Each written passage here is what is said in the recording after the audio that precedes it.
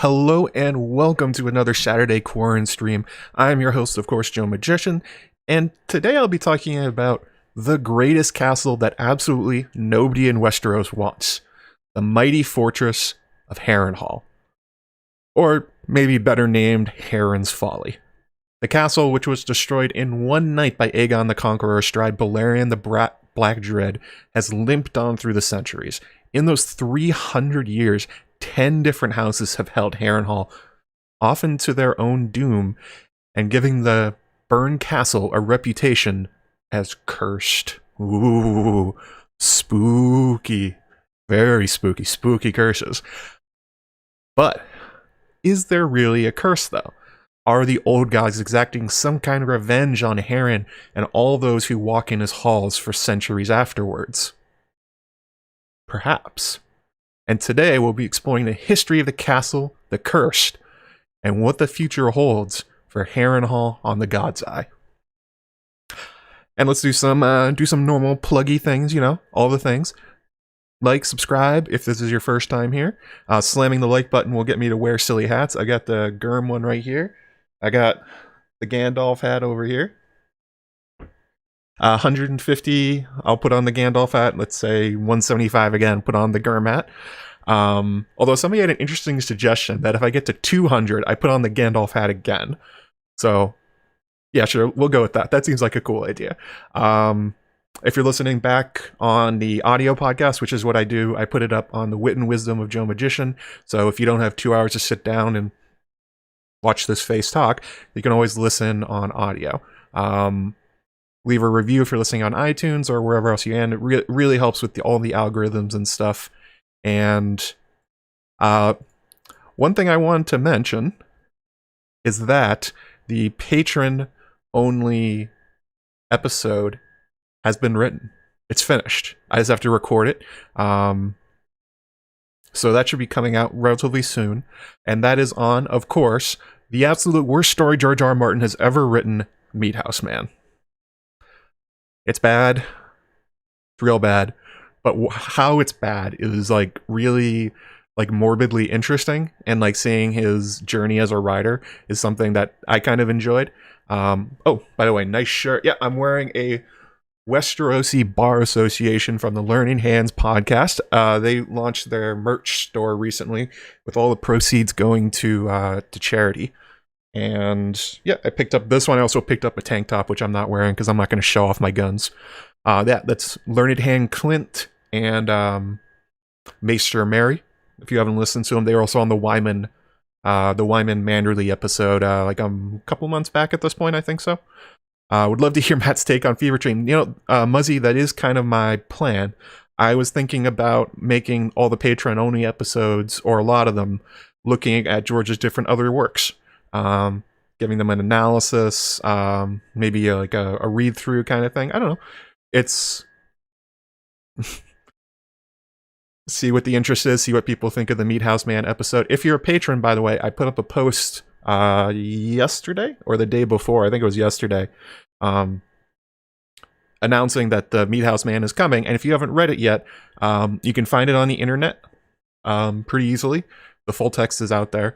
But you can, if you own Dream Songs, actually, mine's over here. I just went to go look for it, and it's sitting on my desk. Yeah.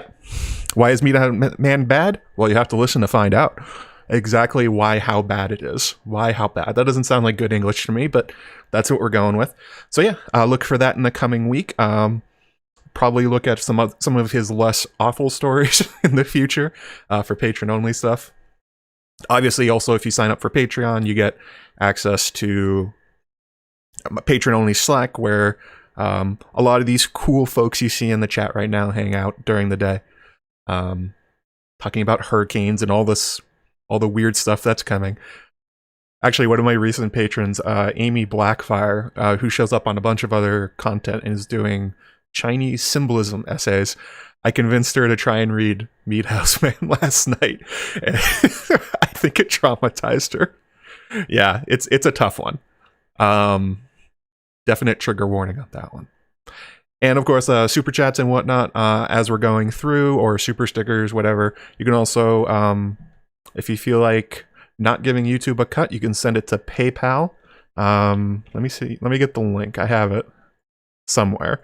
I should probably just put it in the description because I end up having to search it out every time. I'm like, what is actually my PayPal link? I didn't traumatize her. That is George's fault. There we go. So if you want to send stuff through PayPal, I already got one from Ramona Z, my Seneschal level patron. $10 from her for a nice Harrenhal surprise stream. Yeah, it's a little bit of a surprise. I wasn't sure about it I have a big list of topics I want to cover, and like the problem with like picking one is some of them I want to turn into videos, but I also want to stream about them. And it's like a weird tension of all that other kind of stuff. Oh, that's a PayPal donation from Danny McKay, sent $5. He says, Harrenhal, I can dig it. Thanks again so much, Danny McKay. And a super sticker from Stan Rixie, and she sends me the sandwich, a hot dog, $1.49. Thanks so much, Stan Rixie. You guys are super generous. Yeah, so that's what's coming up. And also there's going to be a videos coming up. What is the 5-year gap? Who is the tattered prince? Look more at Arya and Bravos, that kind of stuff. Whole list of ideas I have written down. I just gotta finish them. I wanted to get out the Meat House Man one first. So that will be coming up soon. All right. So let's go into the very strange, morbid, maybe cursed history of Harrenhal. And that is, let's start off with this quote here, because a lot of the information we actually get about Harrenhal comes from Catelyn. She's kind of an exposition machine in a lot of her early chapters in A Song of Ice and Fire. As they're traveling through the Riverland, she's like, oh, that's Oldstones, here's all its history. Oh, that's Harrenhal, here's all its history. Oh, there's Starks in the Vale, here's that genealogy. George uses her in a really interesting way that for communicating information, also telling us that she's extremely well learned as a character. But here's the quote I wanted to start off with. Catelyn could remember old Nan telling the story to her own children back at Winterfell. And King Harren learned that thick walls and high towers are small use against dragons, the tale always ended, for dragons fly. Harrenhal and all his line had perished in the fires that engulfed his monstrous fortress, and every house that held Harrenhal since had come to misfortune. Strong it might be, but it was a dark place. And cursed. Ooh, spook. Mad spooks. Lots of spooks. Bernie wants a spin-off series, The Tourney at Harrenhal ends in the Crossroads sitcom. That would actually be pretty great. I would like to see that too. So I think it's important that we look back at where Harrenhal is, the history, why it was built, and I think by looking at these things, we can start to understand what the curse of Harrenhal really is. I'm going to give you a spoiler. I don't really think there is a curse, but you know, we'll go down this journey together. So the first thing is that where it's built. Harrenhal is built on the shores of the God's Eye Lake, a place where there were no castles and there were no towns. It's centered around the Isle of Faces, and it seems that the Riverlanders, for thousands of years, sort of had this understanding that you don't build anything around the Isle of Faces. This is the Isle of Faces, if you're not aware, other than being an awesome podcast hosted by Joe Buckley, it's also the isle in the center of the God's Eye with the Weirwood Grove, the very famous Weirwood Grove, where the First Men and the Children of the Forest sealed their pact, ending the war between them. And you also get stories about the Isle of Faces that are very strange and spooky even before Harrenhal shows up.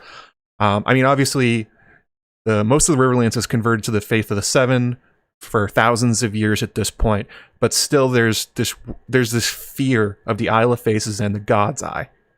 And we learn through the histories that supposedly it's protected by this strange order of the Green Men who live on the island and chase off anybody trying to get there. But we also hear more supernatural stories. We hear that when people try to sail to Harrenhal, all of a sudden these really stiff breezes come up and push the boats away.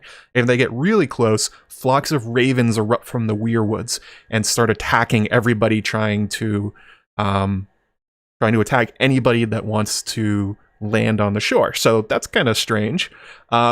This is, of course, an allusion to bloodraven. We see him do this north of the wall when Sam is running away with Gilly from Crashier's Keep. He sends a flock of ravens along with Cold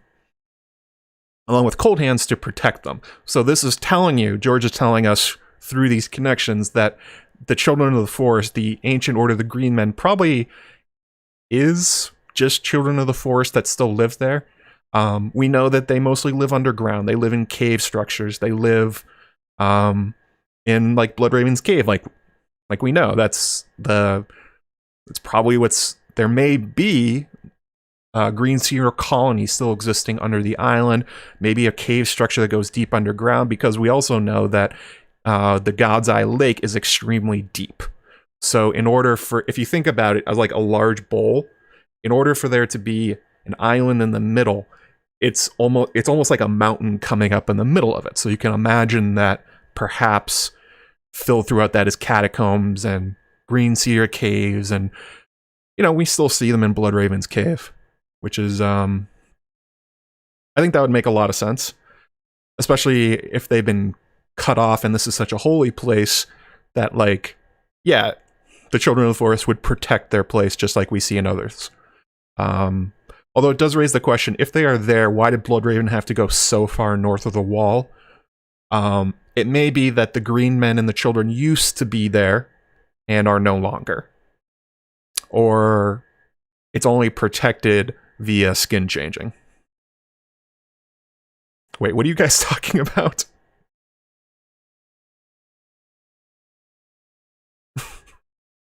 Unicorns and Skagos? What? What's going on in the chat? What are you guys doing? Yeah, Flinted Steel, like a mountaintop that's flooded, underwater caves, tunnels, maybe it flooded at some point and there's no longer anybody there. This is totally possible for an explanation. We also see at places like High Heart, Cashley Rock, which was also a former Children of the Forest fortress. Wow, that's a weird way to say that. They lived in the caves there. Winterfell seemingly is built on top of a Children of the Forest cave structure. The Rainwood and the Stormlands, Bloodraven's cave, the Grove north of the wall, which, by the way, is on top of Gorn's Way. I'm not sure I've heard anybody talk about this, but there's definitely an idea that Gorn's Way could essentially be the ruins of like the biggest Children of the Forest city that got cleaned out. And because they love these caves. They're cave people. That's what they do. So it'd be interesting if the Black Gate and also the Grove north of the wall where Jon goes to swear his vows is like the lingering presence of the children. And I would guess that's probably what's under the God's Eye, what's under the Isle of Faces, and why they swore it there.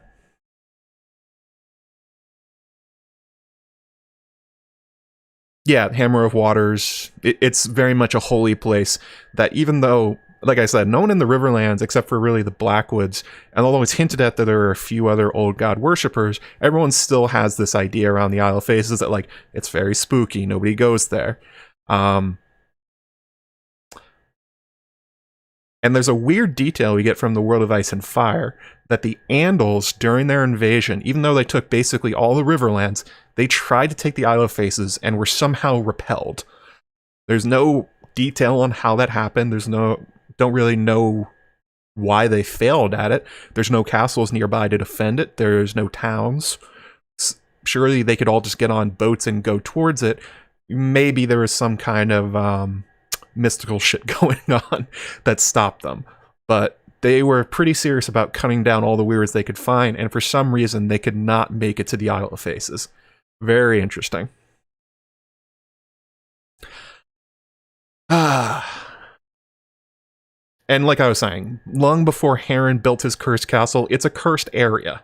And since we know the Children of the Forest tend to use these kind of like dream manipulations, their skin changing powers, animals, to keep people away from spots they feel important. That's probably what is the genesis of why this area is seen as spooky and sacred and nobody goes near it. You wouldn't really want to go near a place where there's like a flock of ravens that pecks out your head everywhere you go by, or if maybe throughout history there have been settlements near the God's Eye that always seem to fail in weird ways.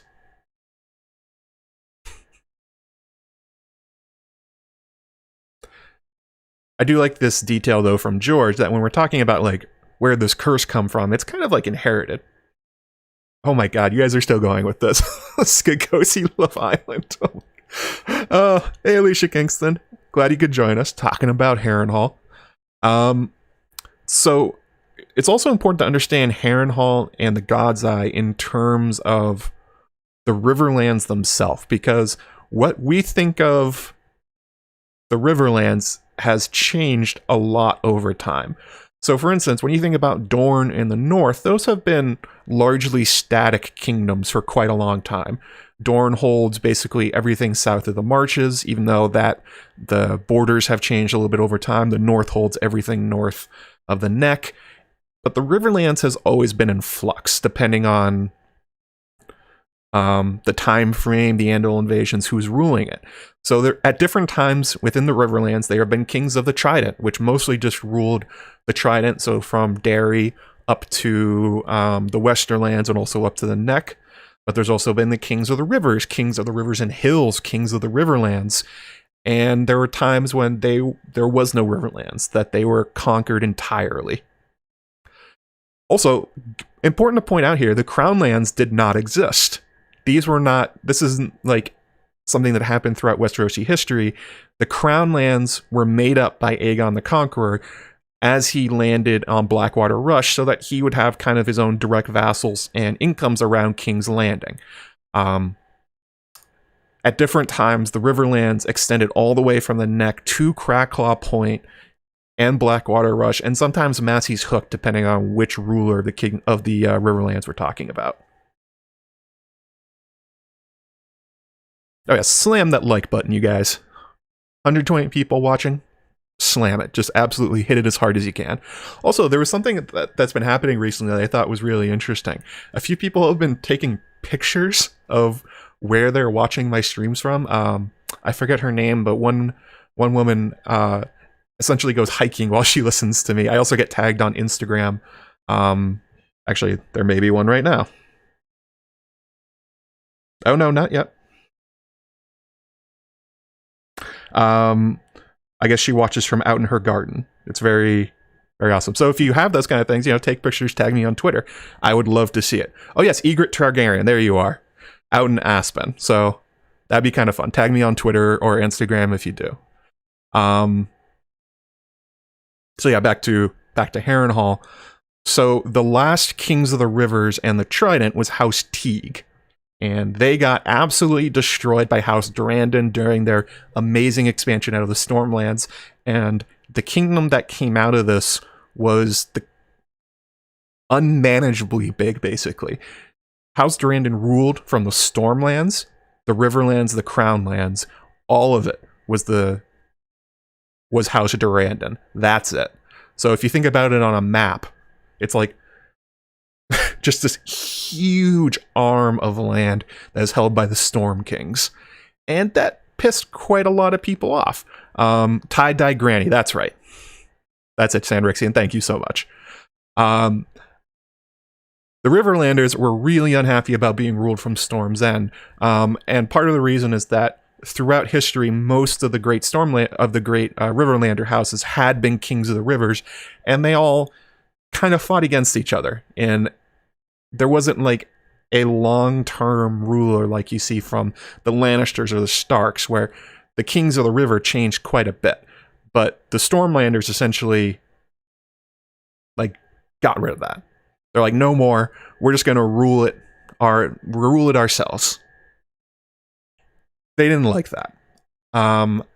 But the Ironborn of all people said they would help. Oh, apparently yoked by watches from underground caverns. Oh no, most people are watching from underground caverns. Yeah, a lot of Greenseers in the chat at the moment.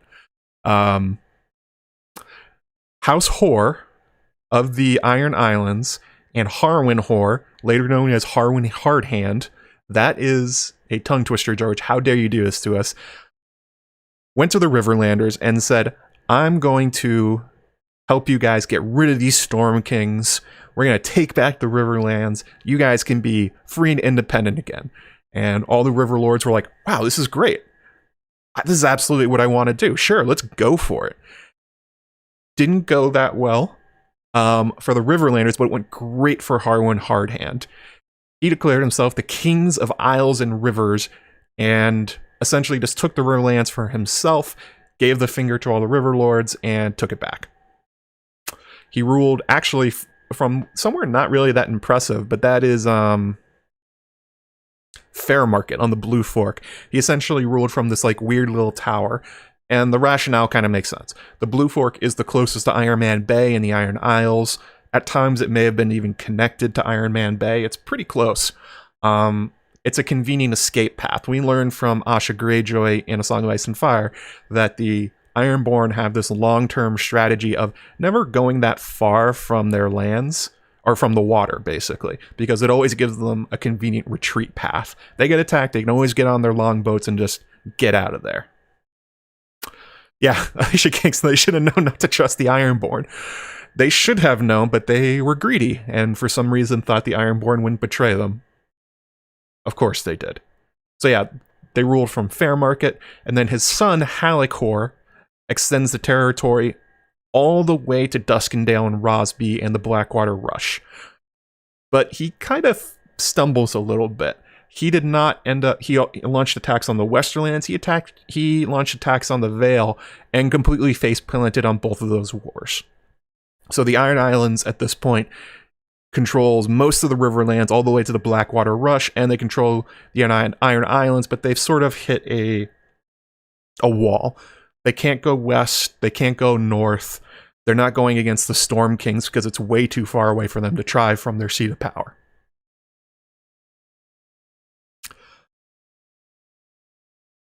And that's kind of where we pick up with Harren Hoare, Harren the Black as he is known. He decides that this little crappy tower in Fairmarket on the Blue Fork is not an awesome place to hang out. That it's not really this...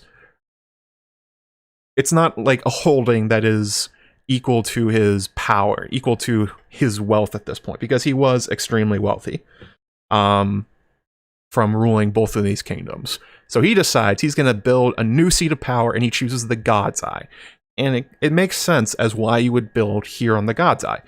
There, if you build on the shores of it, you get a natural barrier against like being surrounded in siege. It's kind of like when you see with Storm's End and Cashley Rock, where the backs of them back up to water, which means there's always at least some way to get fresh water if you need it, and it's hard to totally surround it. It also is sitting on valuable trade routes. Harrenhal, or the God's Eye itself, is very close to the Bay of Crabs, which, as we know from Arya's chapters, that quite a lot of trade goes through there up to what is later known as Harroway's Town. Also very near the Trident. And also, a lot of people don't know this, but the God's Eye connects to the Blackwater Rush. And there's quite a lot of rivers and streams through there, so it's a really good position to set up your home base from.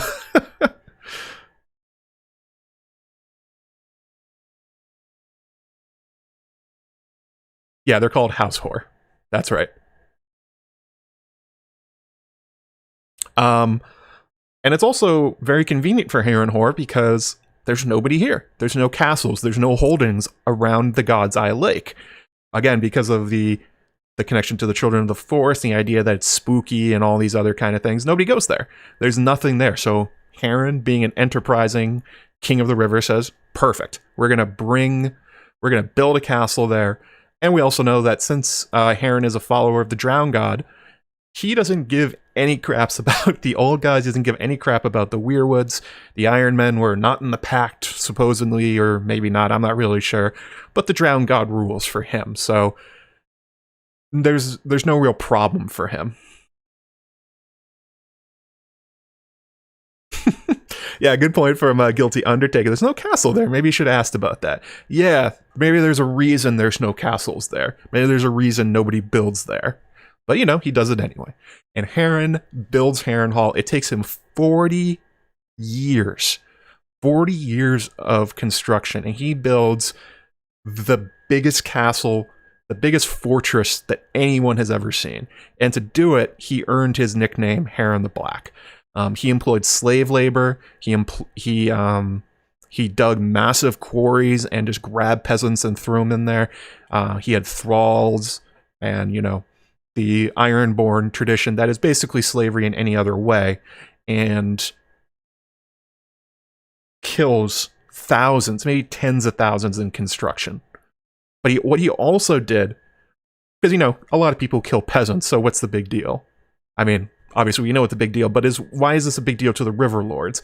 The big problem is that while he was doing this, he drained all of the money through taxes and just taking it from the Iron Islands and the River Lords. Which means nobody was happy about this project. But Harren had his army, he had his longboats, so they couldn't really fight back. But at the end of 40 years, everybody hates Harren the Black. But he has his massive castle, so everything's fine, right?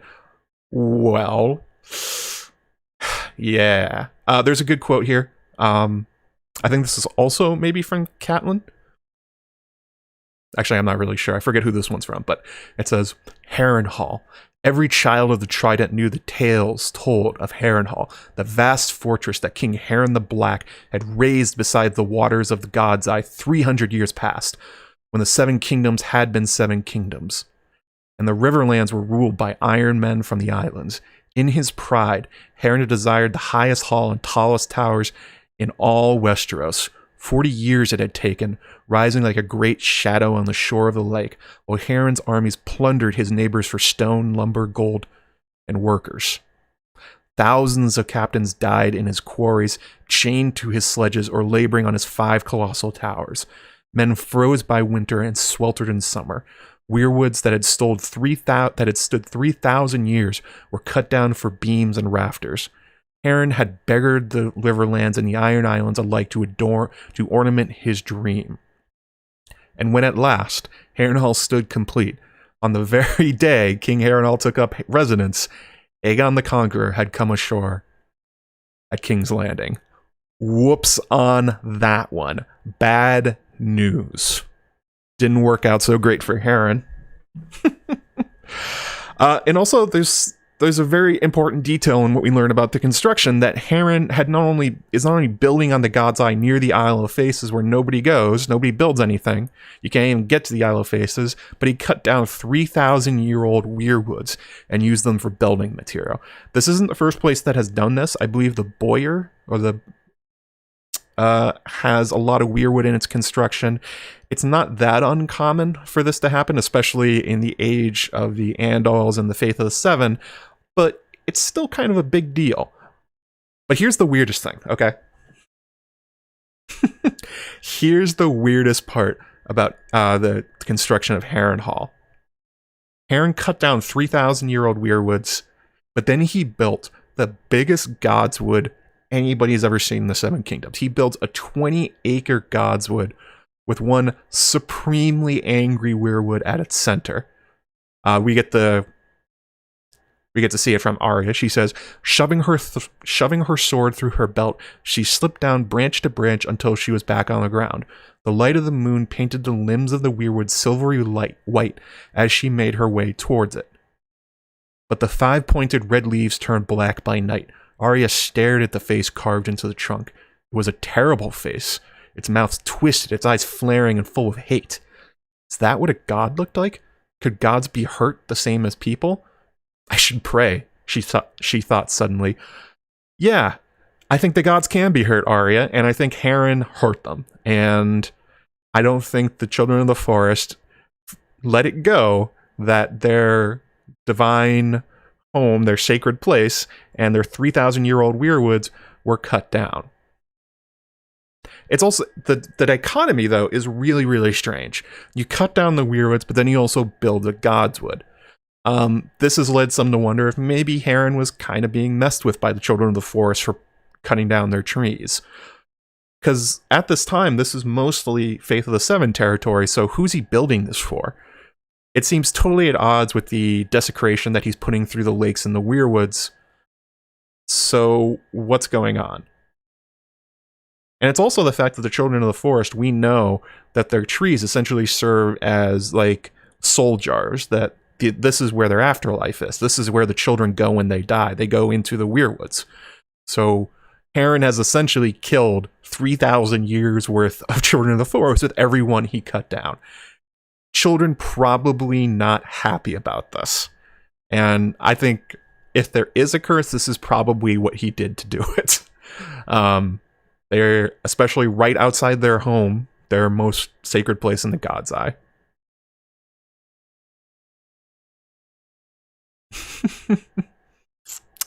All that was missing was Harren playing with a Ouija board in the cemetery on Halloween. Yeah, it's like he specifically is trying to fuck himself up. I don't know what he's doing. I don't know why he's doing it.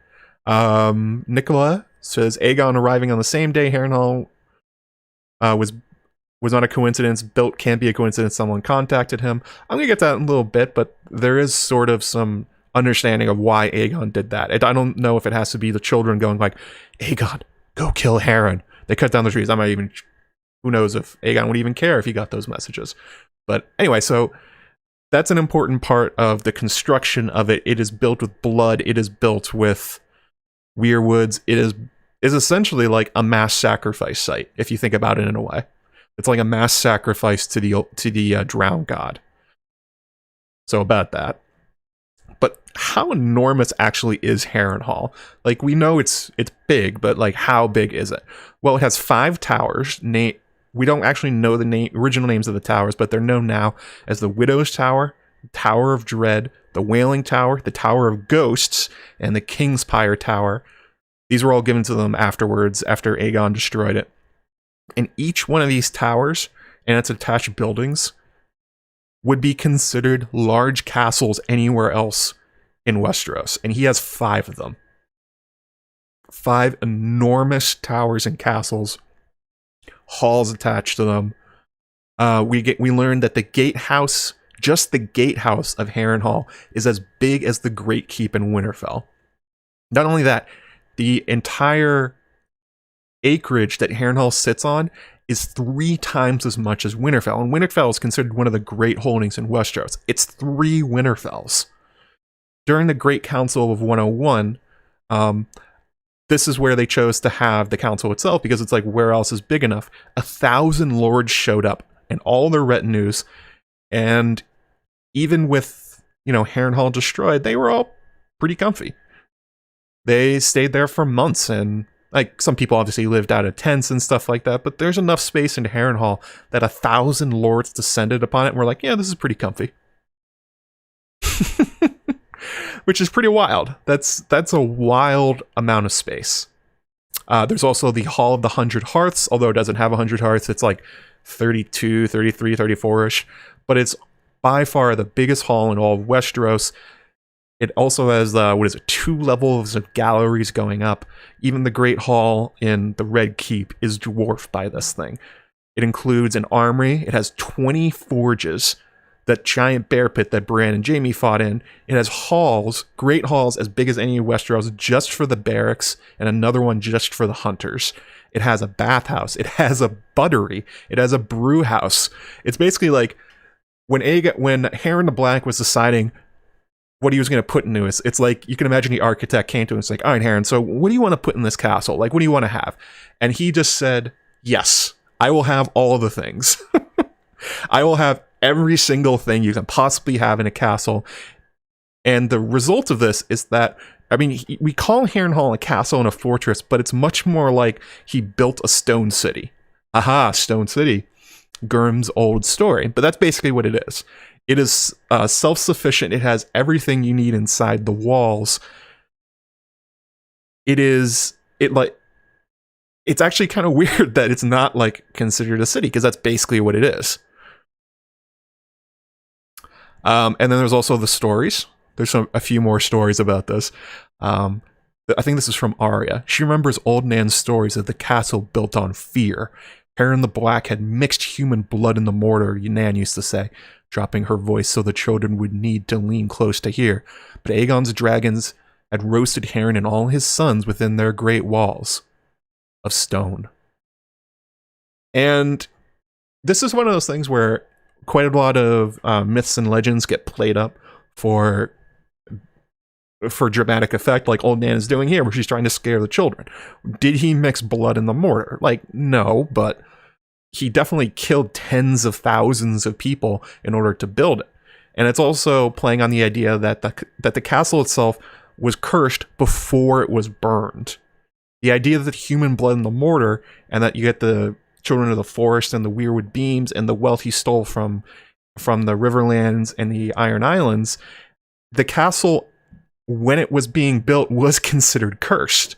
That everyone knew it was like a terrible thing he was doing.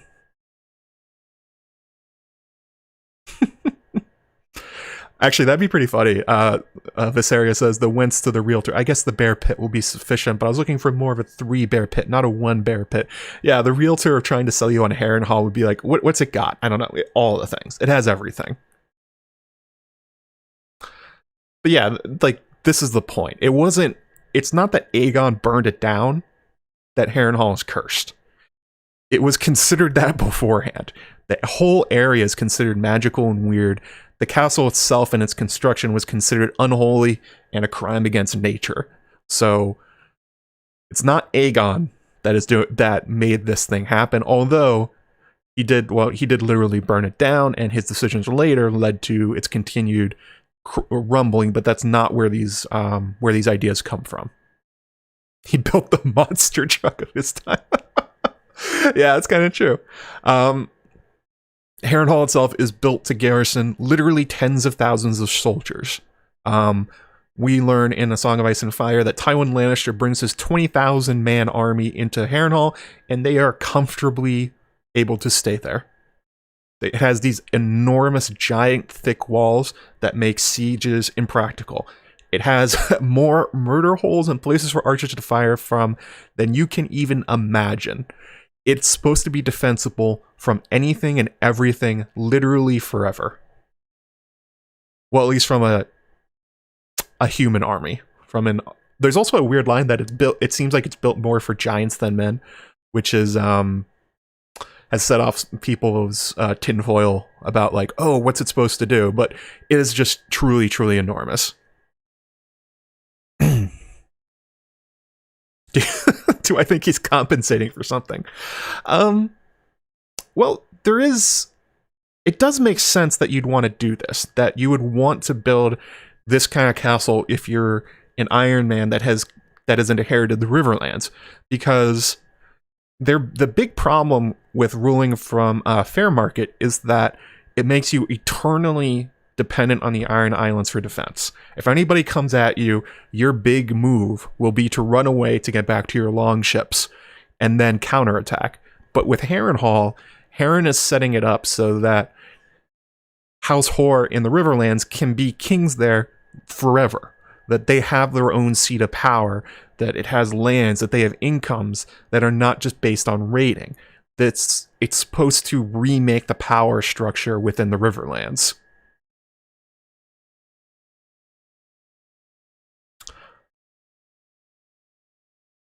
And this is sort of, again, this goes back to why was this built? Like, this is a real problem in the Riverlands if you're trying to hold it. Most of the great holdings and lords are vulnerable from everywhere. There's Riverrun itself attempts to get around this by building itself in the middle of a river so that it can be kind of defensible for quite a long time. But most holdings in the Riverlands are not like that. Attacks could come from anywhere. It could come from the north, the Vale, the Stormlands, the Reach, the Westerlands, maybe even more Ironborn. And when you're as cruel and as much of a dick as Harren is, like, you're gonna have a lot of attacks.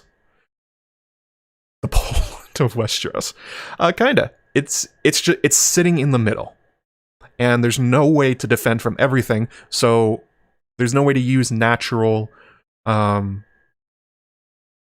landscape to really protect yourself effectively for forever. Even the Tullys, as we learn in A Song of Ice and Fire, their strategy does not work forever. There's even a plan to divert the river so that their moat essentially goes away. So this was Harren's solution.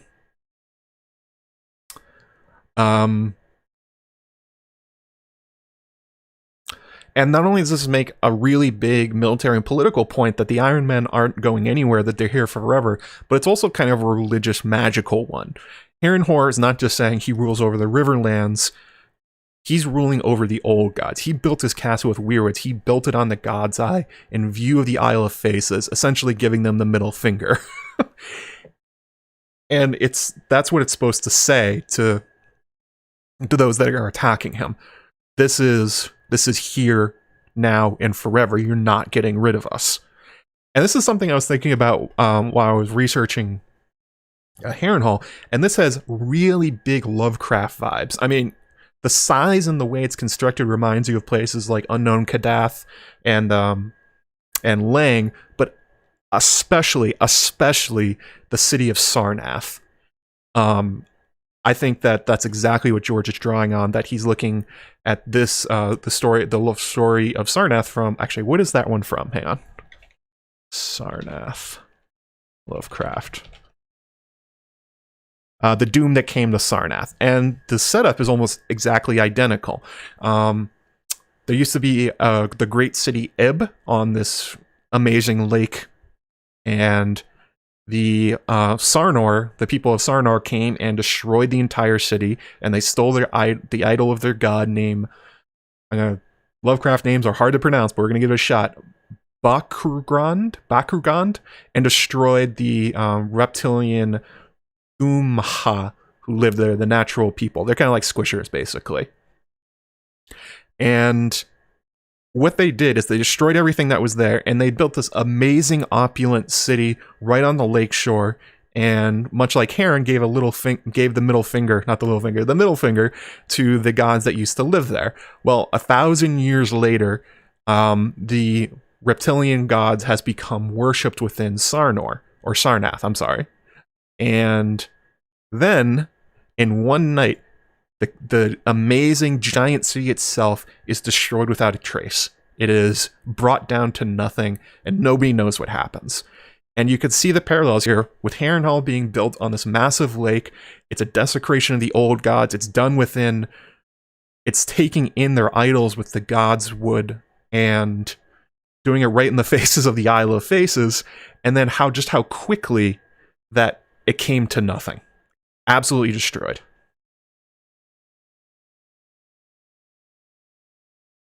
So I think that's what George is drawing on here when we're talking about Sarnath. And Harrenhal, I think you're supposed to see them as one and the same. Which is a cool way of thinking about it. Going back and, like, if you want to think about a curse, a magical reason, I think that would be the example, especially knowing George is such a huge fan of Lovecraft, that you would look at. Yeah, he's blasphemous like Euron Greyjoy. You guys, exactly, making great connections here. The way that Euron deals with gods and priests is basically what Harren the Black was doing here. Which maybe tell you about what's going to happen with Euron in the future. Yeah, about that one. Not going great for him. So then we get to Aegon's conquest. So as you guys have mentioned in the chat, right exactly as Harrenhal was completed, Aegon, Rhaenys, and Visenya immediately launched their attack on Westeros, and their first big target is Harren the Black and Harrenhal itself. And this is why I don't think you don't need a mystical explanation for why they did this. I think it's a really good tactical move. So obviously they landed in the Blackwater Rush, they built the Aegon fort, and then they started taking out what would in the future be the Crownlands, but at the time is part of the Riverlands. And this is challenging the power of Harren to come out of his mighty fortress and deal with the Dragon Lords.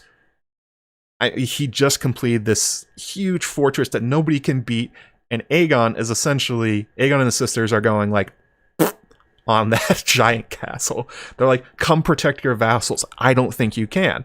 And Aegon is exactly right.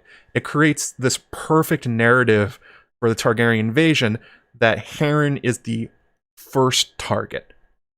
That he's the one they're going to take down. And the reason for this goes back to how he built Harrenhal. That he did it by pissing off every Iron Man Lord and every River Lord by essentially looting everything to build this castle. So he's seen as this giant tyrant within Westeros. Everybody knows Harren, everybody hates him. And now he has this giant castle that means he's never going away. And Aegon's is basically saying, like, I can get rid of him. If you guys just support me, you guys come around on my side, we can get rid of, this dick over in Harrenhal. I also like to think about the fact that Harren built this enormous castle, and at no point did he think about dragons. Like, there's no scorpions on the roof. There's no, like, I don't even know what dragon defenses would be. Like, maybe, like, spikes and, like, stuff like that to stop a dragon from attacking. But it doesn't seem like he cared about them. And I think there's good reason for that. We sort of think about the dragons in terms of, like, well, everybody knew that Aegon and his sisters have dragons. But it's like, I'm not so sure how much they really knew about what was going on Dragonstone. Since Aenar the Exile landed, they haven't gone beyond Dragonstone in terms of conquest ever. They've basically just been sitting there, and they show up to court sometimes, they travel around, but the Valyrians and whatever dragons they have just kind of stay where they are. And especially when you're talking about the secluded nature of Dragonstone, they were essentially waiting for Balerion, Meraxes, and Vhagar to grow up, which they could do in relative secret. Nobody's going there. It's not like Dragonstone was a seat of power at the point. Like, nobody really cared about the Targaryens. And we actually know this from Fire and Blood. George gave us this example. Sunfire, the enormous giant golden dragon that sticks out everywhere he goes, was not only able to hide I believe in the Vale, but he was able to make it back to Dragonstone, kill another dragon, and get back into a cave with nobody knowing he did it. So, again, we take for granted that everyone in Westeros and Harren Hoare must have known the dragons were there and to fear their power, but there's good reason to think that they did not, and that this seclusion from the Targaryens with their dragons essentially allowed them to have a surprise attack on everybody. Well, it's not that they didn't know they were there. I don't think they knew that they were a really big threat, or even that the Targaryens were gonna try and conquer things, because they had shown no ambition for it after the fall of Valyria. Oof. Drink some water. Yeah, sneaky snakes. Sneak snakes. Yeah, and Harren later, as we learn, does not really think that that dragons can even burn stone. There's a lot of mystery about them. Oh yes, that's right. All Hail the Night's Queen says, don't forget to smash that like button. We get up to 150 likes. Gandalf hat coming on the head. So yeah, please smash that like button. It super helps out with making sure people can see the stream. Yeah, good point by Muzzy. They say, in the same way in our current story, a lot of Westerosi are ignorant about Dany's dragons and what they can do. Yeah. They know she has dragons. How big are they? What can they do? Who the fuck knows? Not a lot of people know that. So that's sort of the whole point. It's Aegon targeted Harren as the biggest tyrant. He did it in a way that challenges authority, his ability with his vassal contracts, that he couldn't protect Duskendale. He couldn't protect Blackwater. He couldn't protect Rosby, as the Targaryens just took it from him. So that's where we get the reason that he's going after Harren. It's the easiest guy to take down, and it's the one whose vassals hate him the most. And it's also noted that Aegon did not just suddenly come out of nowhere and attack. He had spent a lot of his youth traveling around Westeros. He had seen a lot of the courts, a lot of the castles. He had built the painted table. So it's not like he wasn't aware of Westerosi politics and the kings and kingdoms and how people felt about him. It's very much a tactical decision. I don't think it has to be a magical one at all. It makes perfect sense why you would go after them. Yeah, Aaron, it is kind of weird that the Targaryens didn't do anything, but you know, there may have been an element of humility after the fall of Valyria that, like, wow, everything's gone and Valyria failed. Do we really want to do this again? And I can understand why people would not want to do that. So what ends up happening is Aegon takes a bunch of what would become the Crown Lands, and then he shows up at Harrenhal, but he only has 8,000 troops at this point. It's nowhere near enough to siege the castle. Harrenhal is specifically designed to take on 100,000 troops or more. 8,000 ain't gonna do it. And they also lost quite a lot of troops in the run-up to it. Aegon won the Battle of the Reeds, but he lost a lot of his men. And then he also lost the Battle of the Wailing Willows. But there was kind of a bright side to that. After the Battle of the Wailing Willows, Aegon caught Harren's retreating sons with Balerion, the Black Dragon, killed them, burned them on the lake. So get wrecked on that one. So yeah, they had taken heavy losses. Whatever forces he had gained in his conquest of what would become the Crown Lands was pretty low. By comparison, if you're thinking about, like, how big is this army? Well, Tywin Lannister in the War of the Five Kings on his own had 20,000 troops. So a tiny, tiny number compared to what we see in the War of the Five Kings. I think Renly has like 80,000, something like that, between foot and his cavalry. So when he walks up to Harrenhal, Aegon does not have the ability to attack it with the forces he has. He has to either get Harren to surrender, or he basically has to burn the castle to the ground to get at him. And like we see from his descendants, Aegon decides that mass murder and destroying Harrenhal and taking down Harren himself will be a nice big political message to the rest of Westeros about what happens when Aegon shows up at Balerion and you don't immediately bend the knee to him. So we have the quotes here.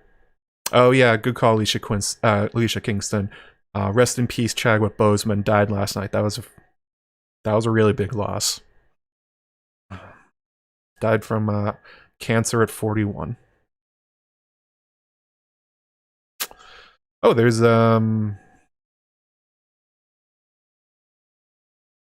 is there something going wrong with the chat? I would hang on a second. Looks like it should be okay. I would try refreshing if you're having problems with the chat, with the stream health. Excellent. I don't see any drop frames or anything, so we should be okay. Oh, it's just you. Okay. All right. So we get the quote here from the conversation that takes place between Aegon and Harren. Aegon says, "Yield now, and you may remain as Lord of the Iron Islands. Yield now, and your sons will live to rule after you. I have 8,000 men outside your walls." So Aegon's lying here. He also has Balerion the Black Dread. But he's also offering him a peace treaty. He's saying, give up the Riverlands, but you can keep the Iron Islands. You can, and you guys can walk away from this. This is what Harren says. "What is outside my walls is of no concern to me. Those walls are strong and thick, but not so high to keep dragons out. Dragons fly. I built in stone. Stone does not burn." And then Aegon says his most, like, mic drop line we probably have from him. "When the sun sets, your line shall end." And the Targaryen strategy has worked up to this point. It's not, Aegon has 8,000 troops, but who shows up to support him? And that is most of the River Lords. We know that at least houses Strong, Blackwood, Bracken, Mallister, Vance, Piper, Frey, and Tully all show up alongside his 8,000 troops in order to back Aegon against Harren Hoare. And this has big shades of what I was talking about earlier with Harwin Hardhand, where Aegon shows up. He's going to depose the awful ruler. Last time it was Auric Durandon. Now it is Harren the Black. But it's the same idea, where the promise made to the River Lords is basically, support me, I'll get rid of the asshole, I'll be better than him. Although I believe this time he does not mislead them about what's happening. He has already been crowned, I believe by Visenya, King of the Seven Kingdoms. So they will be vassals, but it's the same idea. And this is actually one thing I found really interesting. So Harren's whole thing is that he was gonna make a castle that was immune to sieges. He would have a seat of power that he didn't need the Ironborn for, but within that, you can't just have the castle that's immune to siege. You need to have allies. And all of his allies turned on him. So his last option of trying to escape to Iron Man Bay and go back to the Iron Islands is cut off, and nor can the Ironborn reach him. He's essentially on his own now. He has to essentially win whatever this conflict is against Aegon, or die trying, because nobody's coming to help. There's a quote here from what he says afterwards. Harren says, "Had I a daughter, the Dragon Slayer could claim her hand as well. Instead, I will give him one of the Tully daughters, or all three if he likes. Or may pick one of the Blackwood whelps, or Strongs, or any of the girls born of these traitors of the Trident, these lords of Yellow Mud." So he's essentially promising to anybody that can kill a dragon, they will become a great lord, because he's also going to punish his former vassals that are now rebelling against him. And as Alicia says in the chat, Aegon didn't bluff on that one. Harren's line ended that night. As the last light of the sun faded, Black Harren's men stared into the gathering darkness, clutching their spears and crossbows. When no dragon appeared, some may have thought that Aegon's threats had been hollow. Ugh, about that one. But Aegon Targaryen took Balerion up high, through the clouds, up and up, until the dragon was no bigger than a fly on the moon. Only then did he descend, well inside the castle walls. On wings black as pitch, Balerion plunged through the night, and when the great towers of Harrenhal appeared beneath him, the dragon roared his fury and bathed them in black fire, shot through with swirls of red. Stone does not burn, Harren had boasted, but his castle was not made of stone alone. Wood and wool, hemp and straw, bread and salted beef and grain all took fire. Nor were Harren's iron men made of stone, smoking and screaming, shrouded in flames. They ran across the yards and tumbled from the walkways to die upon the ground below. And even stone will crack and melt if a fire is hot enough. The river lords outside the castle walls said later that the towers of Harrenhal glowed red against the night, like 5 great candles. And like candles, they began to twist and melt, as runnels of molten stone ran down their sides. Harren and his last sons died in the fires that engulfed the monstrous fortress that night. House Hoare died with him, and so too did the Iron Islands hold on the Riverlands. The next day, outside the smoking ruins of Harrenhal, King Aegon accepted an oath of fealty from Edmund Tully, Lord of Riverrun, and named him Lord Paramount of the Trident. The other river lords did him homage as well, to Aegon as king and to Edmund Tully as their liege lord. When the ashes had cooled enough to allow men to enter the castle safely, the swords of the fallen, many shattered or melted, twisted into ribbons of steel by dragonfire, were gathered up and sent back to the Aegon fort in wagons. This is where he got a lot of the swords that he made the Iron Throne from. Now that is a brutal way to die. Yeah, that's right, Guilty Undertaker. We finally have a Tully that is not a Muppet. Yeah, Harren and all of his line are dead. Aegon burns them out. And this is actually something I wanted to talk about real quick. I made a Twitter thread about this a while back where I was talking about how Aegon's strategy here and this total cruelty of him is something that the Targaryen dynasty traded on for almost the rest of their lives within Westeros and beyond with Dany.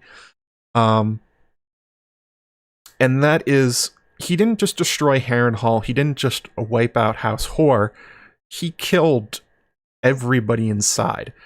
And I don't just mean the Iron Men. We know from Arya's chapters and from descriptions that this is a literal city. This is a stone city. And it needs an army of people to keep it running.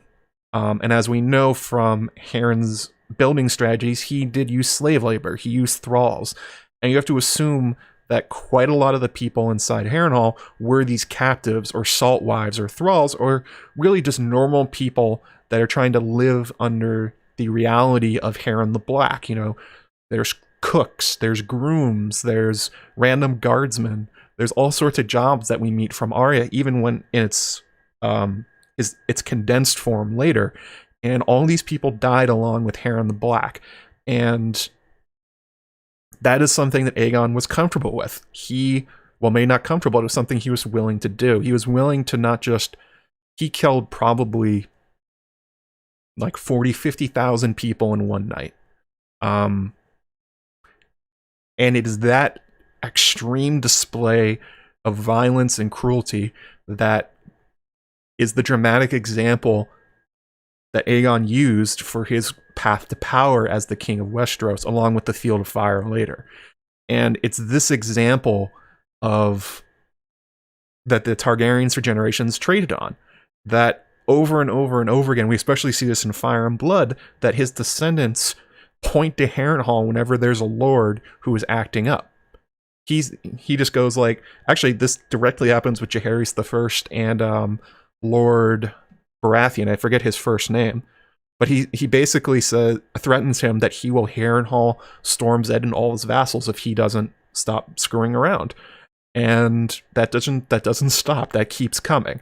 And when you're talking about, okay, I understand a lot of people don't like season 8 and what Dany did, but the strategy that they were having her logically use is the same as Aegon the Conqueror, that you destroy one giant building in a very dramatic way, and you do it because you destroy that one place, that one giant castle, that one city, and then the next 100 will open their doors without a fight. It's essentially the nuclear strategy that the US used at the end of World War II.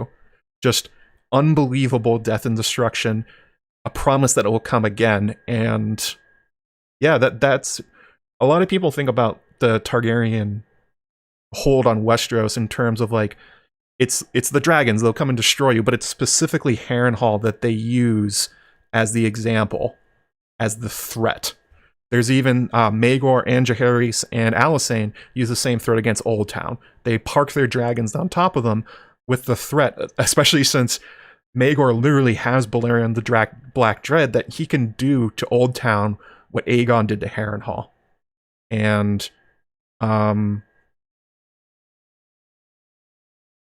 yeah, Dornish Dam, exactly. Interesting to think that what Aegon did in the context of bombings of cities in World War II, the destruction of Dresden, Hiroshima, Nagasaki, yet there's no distinguishing for Aegon here. He didn't like say like all the people that work inside Harrenhal can leave. I'm going to spare those that he killed them all.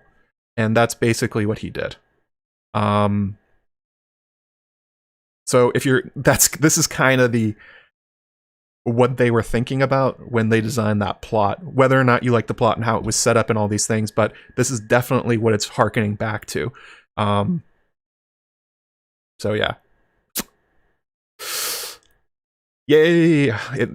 It's not a thing that Dan and Dave made up, that the Targaryens will burn down essentially a city in order to make sure that everyone else will bend the knee. Yeah, good call, Isabel Lamego. Maegor the Black Dread, Maegor riding the Black Dread is just a ridiculous threat. Absolutely. The Northmen, the reason Torrhen Stark bends the knee is because his scouts go out and tell him what happened to Harrenhal. And he's like, I can't let that happen to my people. I can't let that happen to Winterfell. He has to bend the knee. Oh yeah, exactly, Guilty Undertaker. It's Robar Baratheon. His message that while the dragons live, everyone in Westeros is his hostage. And it's exactly true. That is the Targaryen. They do attempt, during the time of Jaehaerys and Alysanne and afterwards, to try and make it a more political power, but as long as the dragons lived, this was always the threat. Good call, Nicola. Tywin did the same thing as Aegon, just without Dragonfire, absolutely.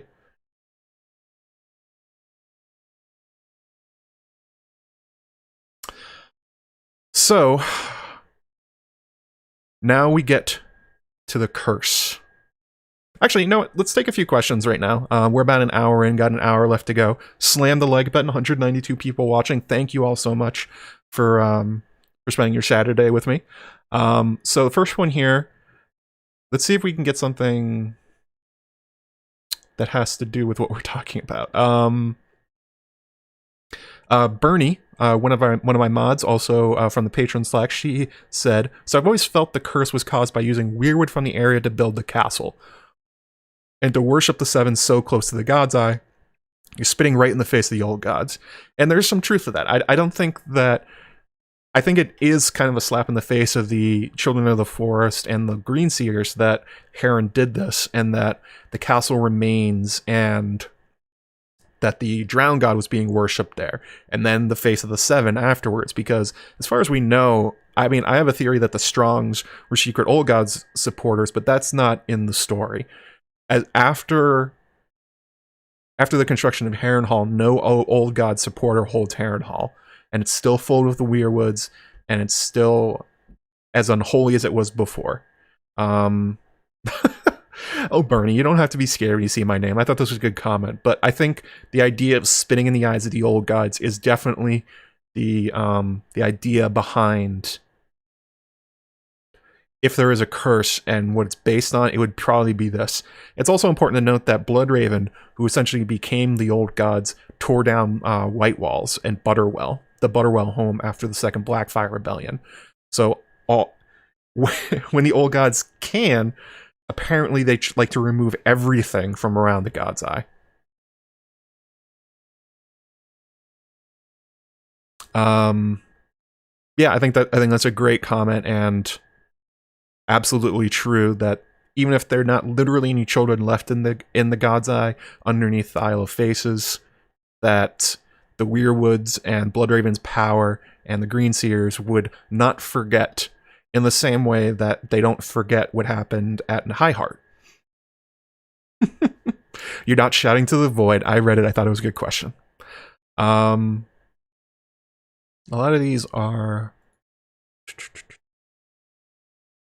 Actually, most of these have to do with the curse itself. So let's go into what is the curse. And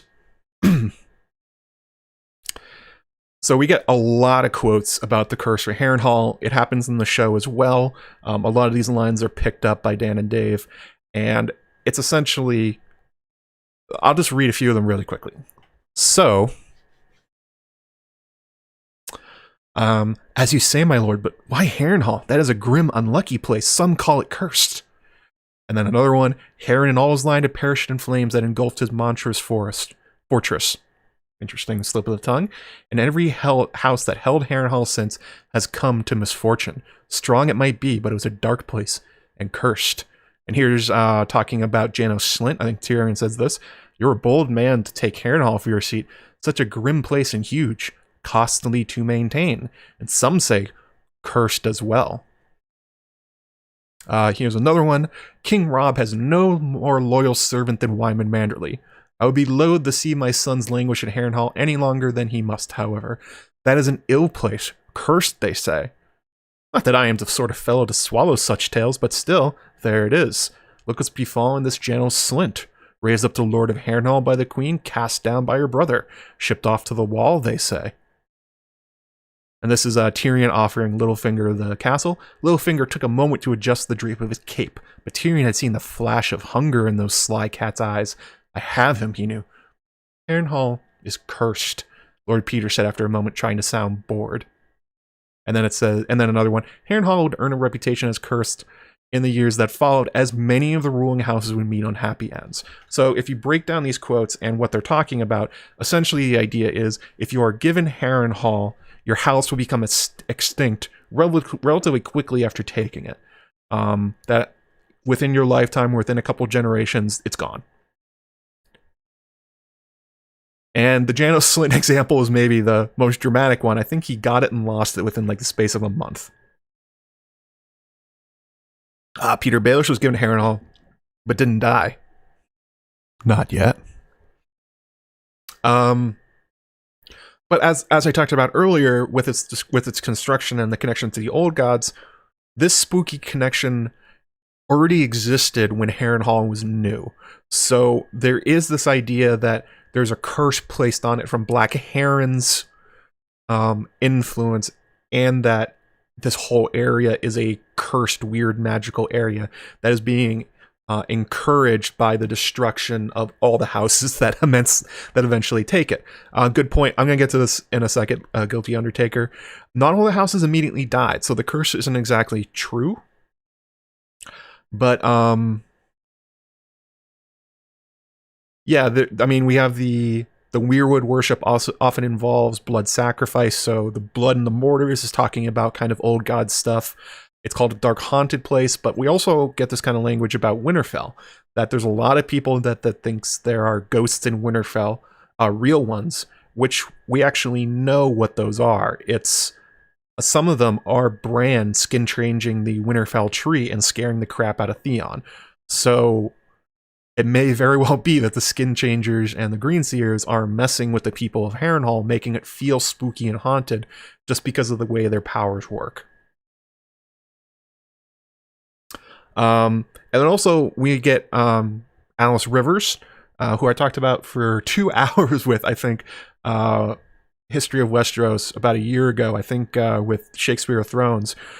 She's the bastard of House Strong, but she really played up these ideas when she made herself the Witch Queen of Harrenhal, which evokes not only the Witch Queen, the idea of Wood's Witch and Children of the Forest, but also evokes ideas of Lord of the Rings. And somebody said this earlier, but Minas Morgul, the cursed city that had been taken over by the Witch King of Sauron. So yeah, there's all the spookiness is really talking about old god stuff, essentially. So let's go through the list of all the houses that have held it. So the first one is, of course, House Coharis after Harren Hoare fell. Quentin Coharis, who I called House Ghostwriter in my House Strong stream, because they really do have an awesome sigil. He was just the Master of Arms for Aegon. He's of Valyrian blood. He is gifted Harrenhal, but notably, he is not given the incomes and the fealty of the Riverlands. As I said earlier, Edmund Tully is named Lord Paramount of the Trident, not House Coharis. That's a big problem. Although this is kind of where the curse starts going. After taking Harrenhal, Quentin's wife died a year later. He wed the daughter of House Tully to secure that political blood alliance. The Riverlands maybe just join the claims and make them one big political unit. But he dies 8 years later without having a child with her, as far as we know, because it says that he had children already. Afterwards, his grandson inherits, named Gargan Coharis, because his other children had already died or produced no heirs. And what happens is that Gargan Coharis essentially caused his own downfall, because he slept with everybody and anybody in the Riverlands, whether they wanted to or not. He tried very hard to enforce the Lord's Night to First Night. It said that he would go to every wedding he could, and then he would try to essentially, force himself on the brides, and he was their overlord, so they kind of had to. But it made everybody hate him. Absolutely hate him.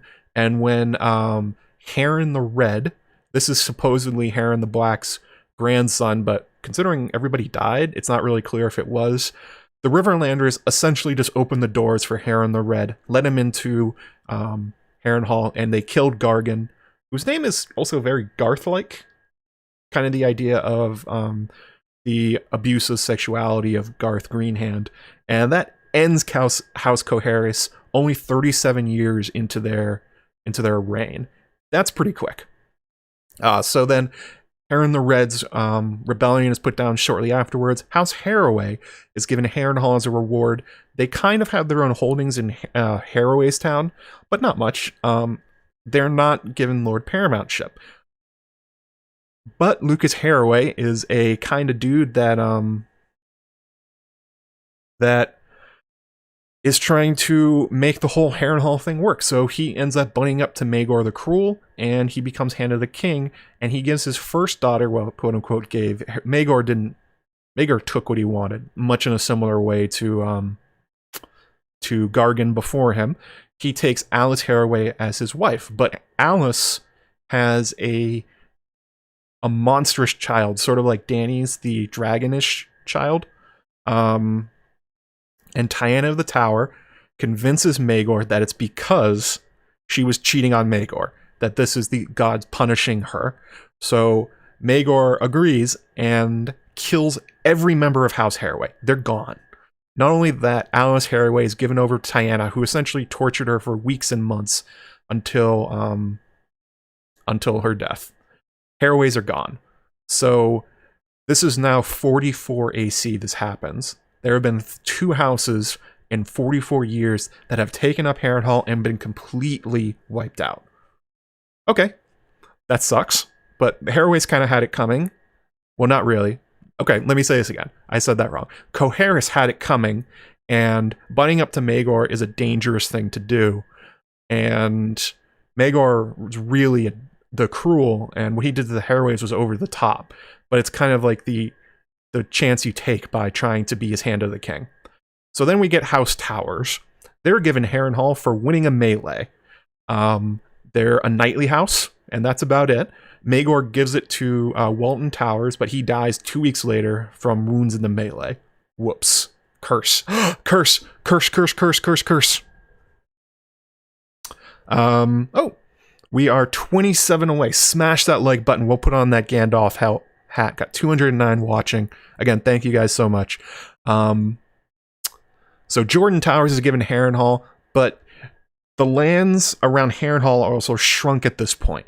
They don't get back Haraway's town. That goes to the Butterwells, and Derry takes the other parts of the Haraway's inheritance. So the lands and incomes around Harrenhal continue to shrink.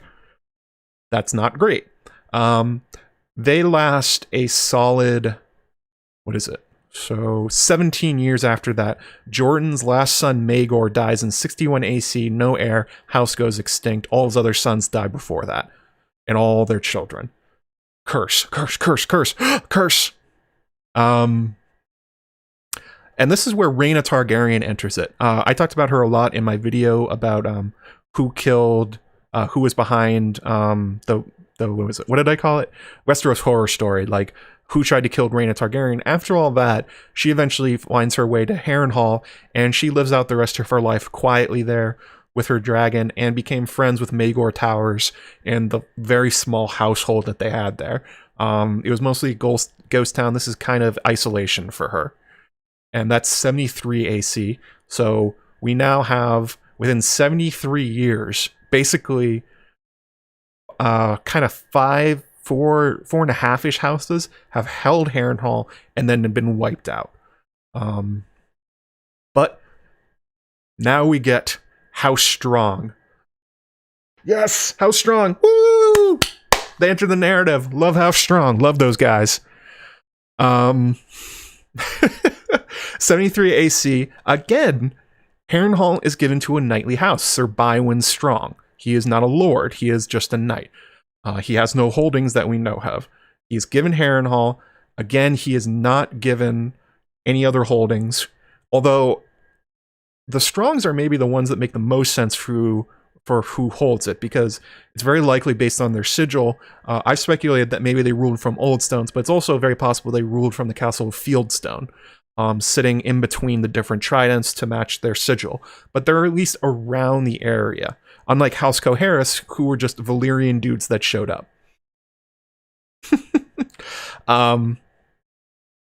And this is by far the longest run of Harrenhal. It's not even close. So it goes from Sir Bywin Strong to Hand of the King, Lord Lionel Baratheon. Although Lionel and his son Breakbones both died in the castle in a fire in 120 AC. Oh my god, curse fire! And at this point, it passes to Lord Lionel's younger son, the absent Lord Larys. Larys the Clubfoot that we know from Fire and Blood. But he doesn't really take ownership of it. Sir Simon Strong, I'm not really sure on what his how he's a relative to Larys, but he ends up holding it. But during this time, Daemon Targaryen sees the castle, and then Aemond, One Eye, and Criston Cole show up, and they kill everyone inside. At which point, the castle passes to Alice Rivers. She's the only one they didn't kill, and Aemond takes her as his lover. Scandalous. House Strong loses Harrenhal in 131 when Larys is executed by Cregan Stark during the Hour of the Wolf, but Alice Rivers continues to hold it for quite a long time. We only know that House Lawson took over in 151 AC, and that as of 133 AC, Alice Rivers was ruling it as Witch Queen of Harrenhal. So we're looking at somewhere between 60 to 80 years of House Strong holding it. So it is cursed that, I guess you can say it's cursed because everyone's dying, but they held it a lot longer than everyone before them. The fire was the curse, yes. Absolutely. Only 6 away. Slam that like button, guys. Yeah, witchy woman. Alice Rivers. I love Alice Rivers. I might do a whole stream on her later. Just because she's such a fascinating character, and especially if we get more from Fire and Blood Part 2 whenever we get that. I would love to learn more about her as a character.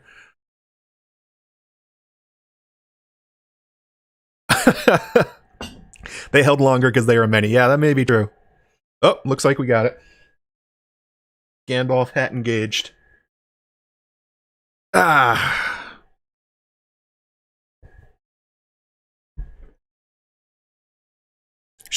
Alice Rivers is on my big list of streams to do. Oh, the hat's looking weird today. What did I do to it?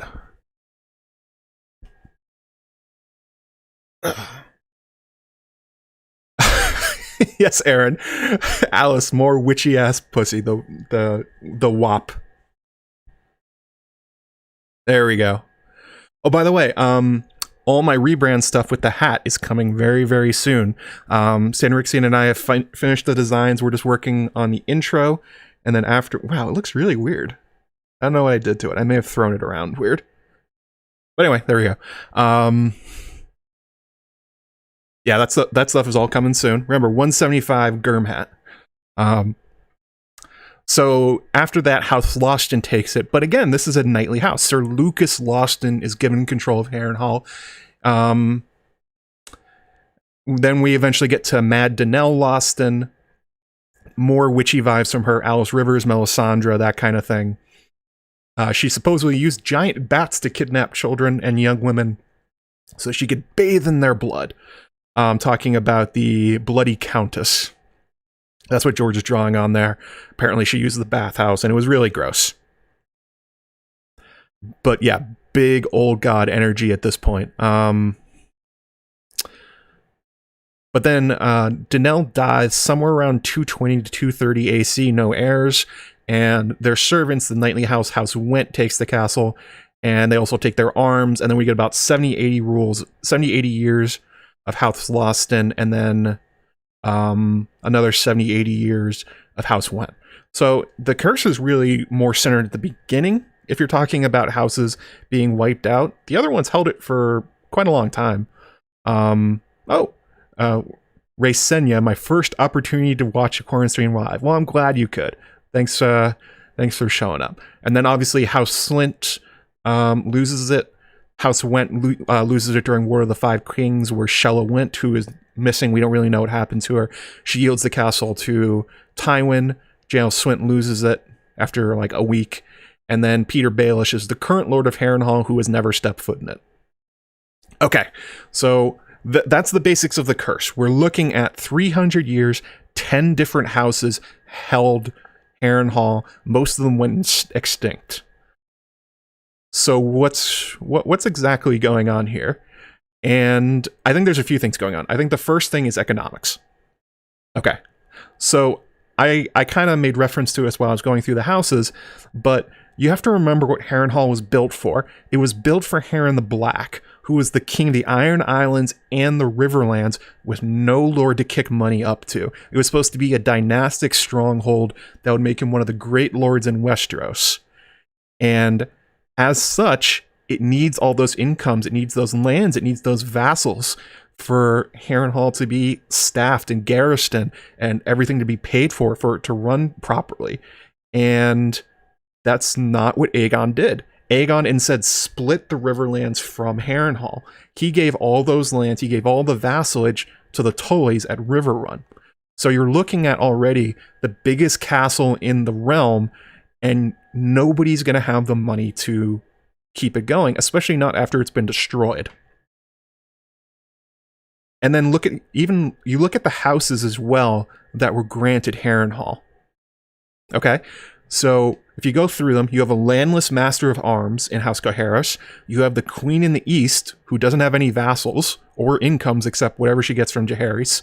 You have knightly houses from the areas, including the Strongs, that don't really have any land. And then there's one house that inherits Harrenhal that has anything, and that's the Harroways. And that land is taken away afterwards. So this is my point. The holdings that it commands post Harren's downfall are totally inadequate for its size and the requirements it has, especially since now it's a burnt, ruined mess. If you even want to repair one castle, it would take the king's entire coffers to do so. It would take a massive amount of money. And when you look at the houses that were given it, none of them have money, none of them have lands, except for the Harroways. So what ends up happening when a lot of these houses took over Harrenhal, they didn't really rule the castle. They ruled like one or two towers, and that's kind of it. They left the rest mostly unmanned and unguarded. And there's a quote from Arya when she's at Harrenhal, and she says, "But now there were only 100 men left to guard 1,000 doors, and no one seemed to know who should be where or care much." And that's kind of the story of Harrenhal. That there's nobody that rules it is able to pay for it, basically. No one's able to get the soldiers to do it. And it's also, the main strength of Harrenhal is that it's supposed to be unsiegeable, that nobody could attack it. But Aegon destroyed it so effectively that those defenses are basically gone. If you're going to hold Harrenhal, you essentially have to hold it from the outside.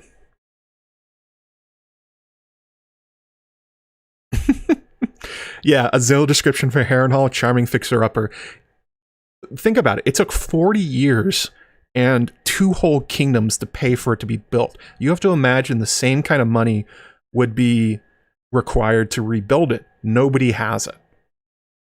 And you have to wonder about the choice that Aegon made, which ended up being the logic that carried through to Harrenhal even as the kings and dynasties changed.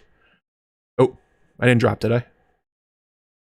And that, why did Aegon not give Harrenhal to, like, the Darys, the Brackens, the Tullys, the Blackwoods, who are old gods worshippers? These are the houses, the great houses, that could have actually maybe afforded to rebuild Harrenhal over time and garrison it. You know, you need a great lord. It probably should have really gone to the Tullys as the Lord Paramounts. They have the incomes, but I'm wondering if this was maybe a choice by Aegon that he didn't want anyone to rebuild Harrenhal. He didn't want another king of the rivers. He didn't want another castle he has to burn down. So it keeps going to all these knightly houses that can't do anything. And I think this is the point I'm getting at here, is that it's a white elephant gift, I guess is the term for it, that no great lords demanded it. They could have over the centuries. They could have asked for Harrenhal as a reward for something, and no one did. And this whole curse thing could have been their reason for why they turned it down. It's brought up a few times when talking about the curse that any sort of competent lord would recognize that Harrenhal is a huge burden that to not only staff but pay for, to rebuild, and who would even want to deal with it? You could probably easier take one of your neighbor's castles than take Harrenhal. It basically, except for Peter Baelish. Peter Baelish is probably the only one with the money that can actually do anything about it. And the second reason that I don't think there's a curse is that it's a very tactical location. tons of wars throughout Westeros, and especially during the Targaryen reign, have been in the Riverlands. In the War of the Five Kings, the Riverlands are so utterly destroyed, we have a feast for crows for George to even just talk about the destruction throughout the Riverlands. Dance of the Dragons took place in large part in the Riverlands. Maegor's wars against his own kin took place there, the Blackfire rebellions. So not only do you have this giant smoldering ruin of a castle you can't afford to garrison or repair, but you don't have the troops to defend it when these large armies come through. And when we see in the War of the Five Kings, it's Harrenhal changes hands like over and over and over again. It goes from the Wents, it goes to Tywin, Brave Companions take it, Roose takes it for a while. It just keeps going back and forth. And it ends up serving more as like a temporary fort and staging ground for movements of these armies rather than a defensible position. They take it, they supply up, and then they leave. And that's kind of what ends up happening, which is bad if you're the Lord of Harrenhal. You don't want to be that guy. In addition, when we're talking about where Harrenhal is, well, Jaehaerys I built the King's Road right past Harrenhal, and it sits at the center of a lot of major land routes. The King's Road, the Gold Road, and the High Road, they all meet in the Harrenhal area at the crossroads, which is not that far away. So most armies would like to take the roads. So when they do, they will most likely pass Harrenhal, and they will probably take it. Yeah, it's like a McMansion. And it's the land around it is super valuable. Harroway's town, Derry, the Trident itself, there's lots of trade that goes up and down there, so it's valuable land you can't defend. And then at this point is proven even more that the only other places we learn that are built on the God's Eye are destroyed almost instantly. White Walls is destroyed not long after its construction by bloodraven tearing it down following the Second Blackfire Rebellion. And there's a town on the south side that Dunk and Egg hitch a boat ride on to the other side. And by the time we get to the current timeline, that town is gone. There's nothing left. So when you're thinking about who held it, the money, and that they don't have the incomes and they don't have the vassals to hold it, you don't need a curse to explain this. It makes sense why nobody can hold it. The people being given it don't have the ability to take advantage of the castle. If it was given instead to the Lord Paramount, like Baelish is, Baelish actually has a really good chance, if he survives A Song of Ice and Fire, which he won't, being named Lord Paramount of the Riverlands and holding Harrenhal and his immense trade wealth, that he could actually utilize Harrenhal in some way, but that's not happening. So let's get to some of these questions. We got a half hour to go. I got a bunch of questions loaded up from my patrons and Twitter and YouTube, but also you guys, just start throwing them out there, and we'll work through them this last half hour.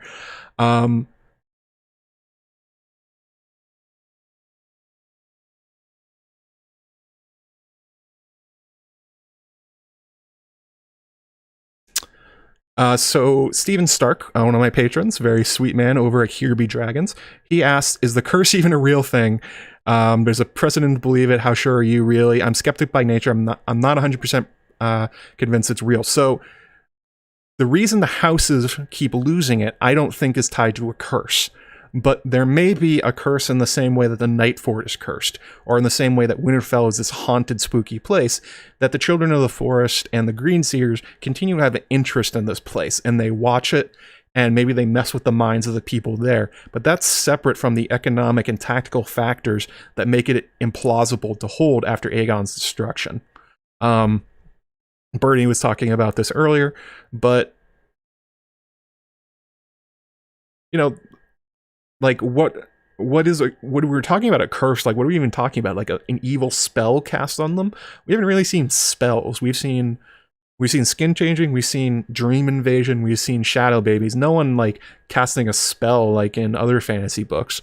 So if there's a curse, I really do think it's connected to the Children of the Forest paying attention to the area around the Isle of Faces.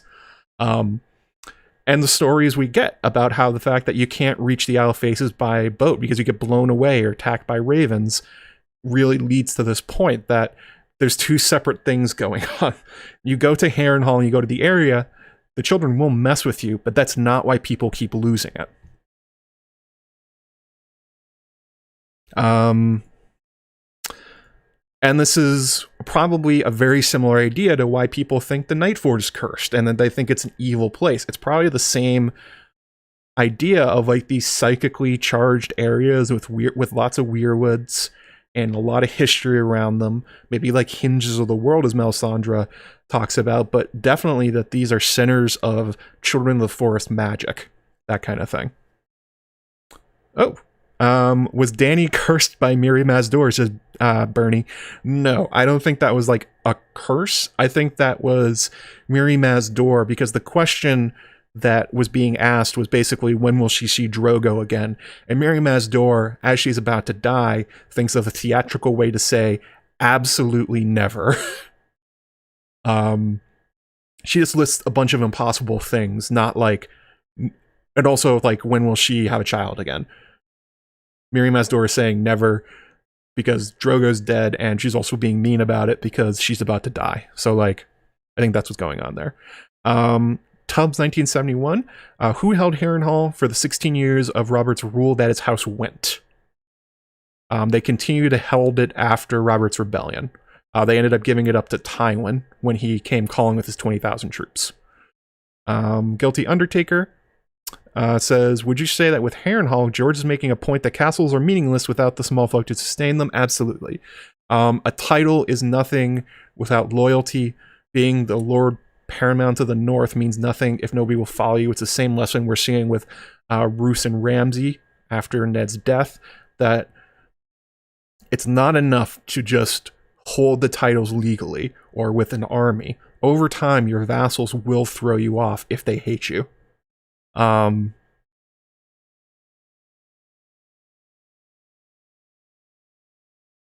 that it's very important to not be Harren the Black. Oh, good question. This is something I was gonna talk about. John So says, how did Howland cross the lake then? Well, I think we can assume that has something to do with his connection to the Children of the Forest and that fact that his child's a green seer or a green dreamer or something like that they allowed Howland to arrive. Yeah, nobody likes the Boltons. You gotta have more than armies and conquest to hold a region.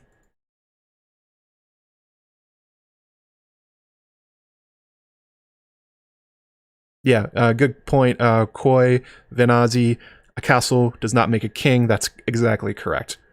Joffrey is, I mean, we see that dramatically with Joffrey and Tywin. Joffrey's not the king. Tywin's the king. All of his power comes from Tywin Lannister. So.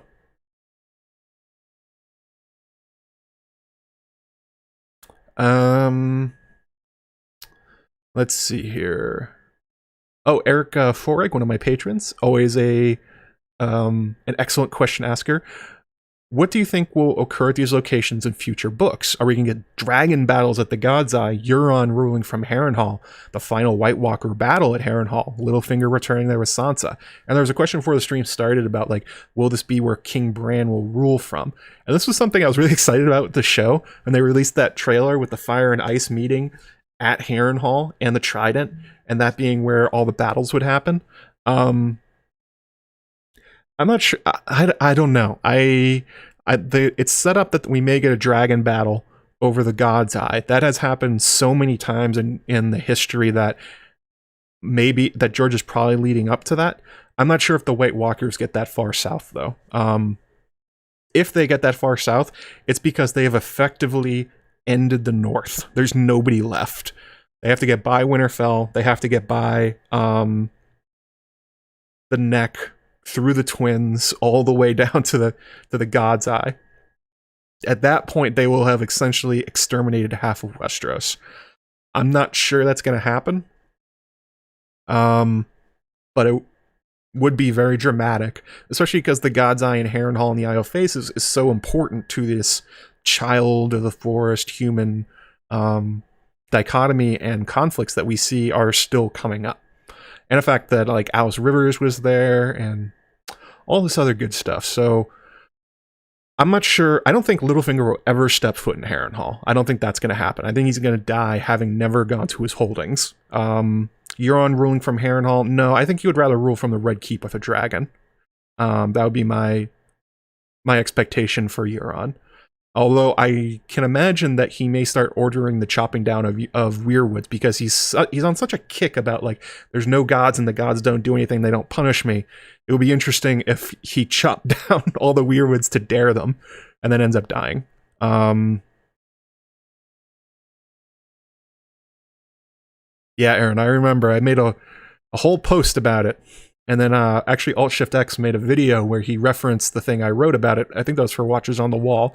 And boy, did we whiff on that one. That was not correct.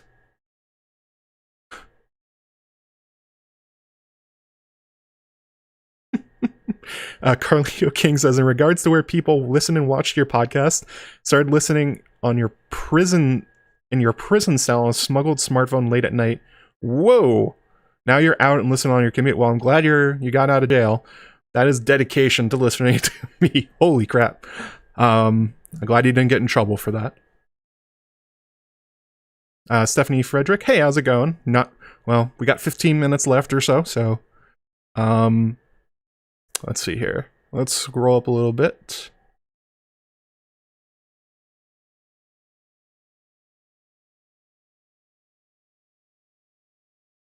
Yeah, Carl Snark. Harrenhal is a 78 Camaro on cinder blocks in the front yard of Westeros. That's right. It is. If you have the money and the time, you could fix it up nice and it would be amazing, but nobody that has been given it has the money or the resources to do it. No, House Went was not cursed.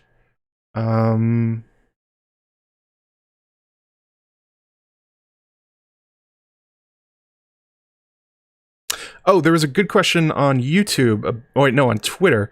Wait, where was this? The Weirwood Throne on Twitter, otherwise known as Curtsy While You Tweet. Somebody said this further up in the chat. Love to know what you think about the source of the magic of curse comes from. I already talked about that, but drawing from your Weirwood theory, it could be a particular green seer under the Godswood.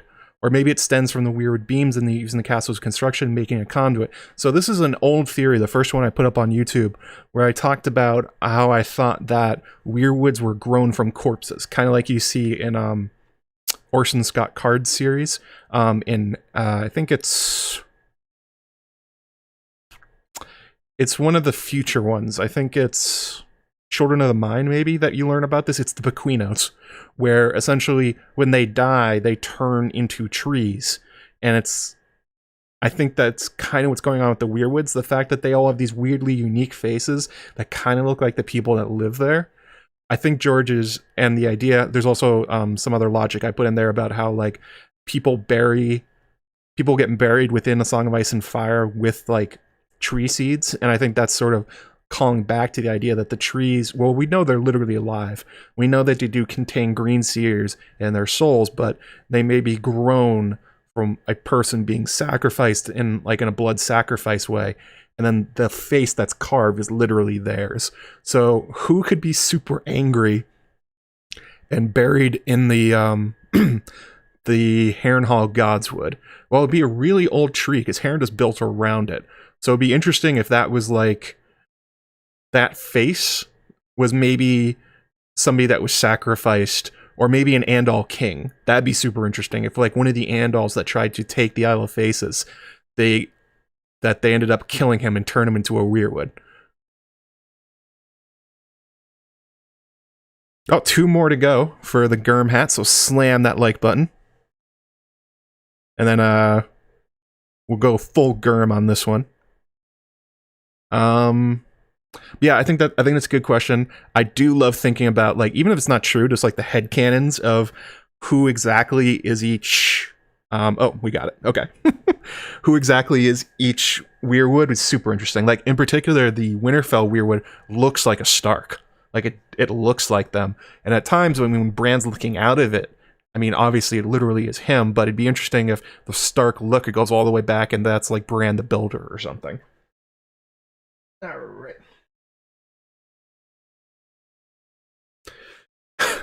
There we go. Got the Gurm hat on.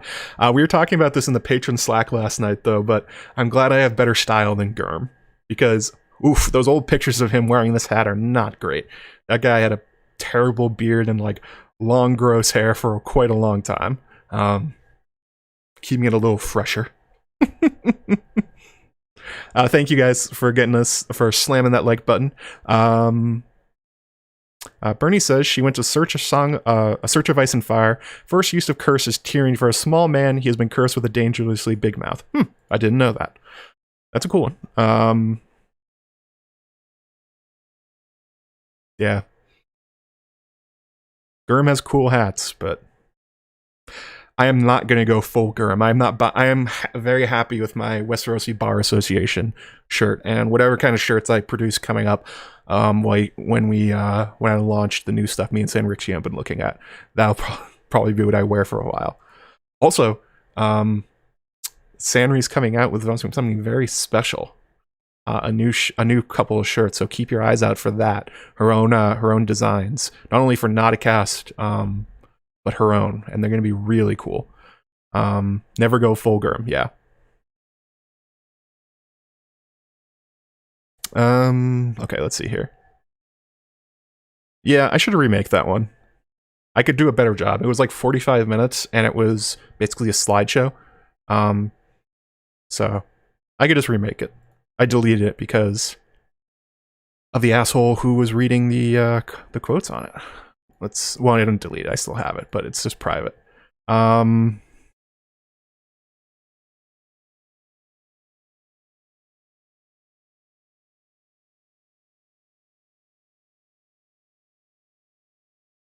Josh Barker says, do you think Westeros houses correlate to American political parties? I kind of think libertarians are like the free folk, but I'm not sure on the others.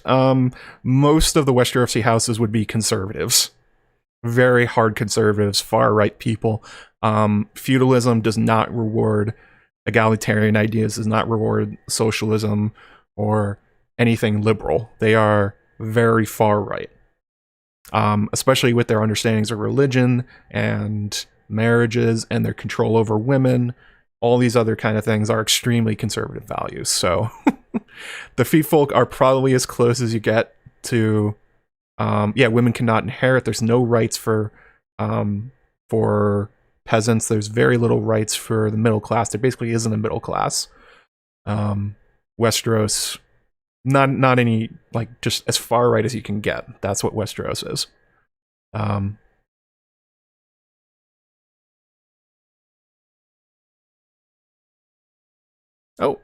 Super chat here from Aaron M. Thanks you so much, Aaron.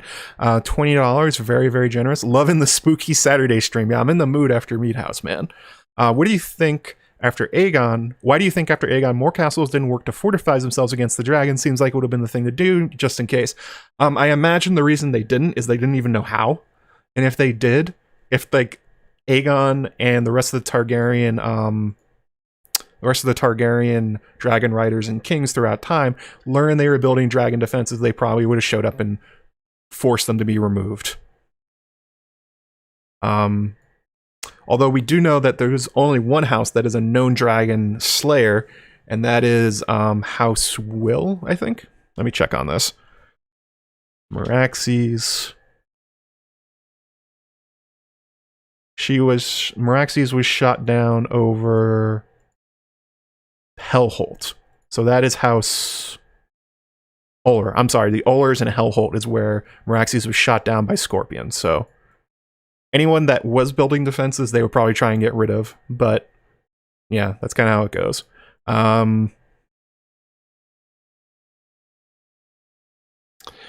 Yeah, and the knowledge of even how to do it would be probably beyond most of the lords. They seem to essentially enjoy fighting and like pitch battles. They're not much for technology and that kind of thing. So, oh yeah, the small folk. That's true. They killed quite a lot in the dragon pit. Who's gonna build those scorpions? Not that many. Let's grab another one here. Stephen Starkey also wanted to speculate how the curse might affect Littlefinger, and I I talked about this a little bit earlier, but basically Littlefinger is in the best position out of anyone that's ever held Harrenhal to actually be able to evade the quote-unquote curse, because he understands economics, he is Lord Paramount of the Riverlands at this point, and he has his own personal wealth. So if you ever decided to rule from Harrenhal, he'd probably be the closest to successful that there's ever been. Because, I mean, Master of Coin, Lord Paramount, also Lord Protector of the Vale, he has the resources to do it. So probably not that much. Although there's unclear what the Green series would think of Littlefinger. They might mess with his head quite a bit for his actions in the War of the Five Kings, and also what he did to the Starks and the old god supporters out there. Yeah, not much in the middle class. No suspenders, I'm sorry. Not doing it.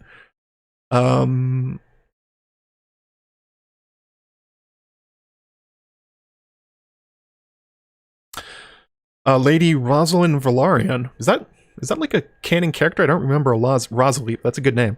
Will Melisandre do an Alice Rivers style magical deed at Harrenhal? There is really interesting overlaps between Melisandre and Alice Rivers. For instance, Alice Rivers apparently saw visions and flames. There's the story of the messenger that left Harrenhal that had the marks around his neck like he'd been strangled, which makes you think of shadow babies. Her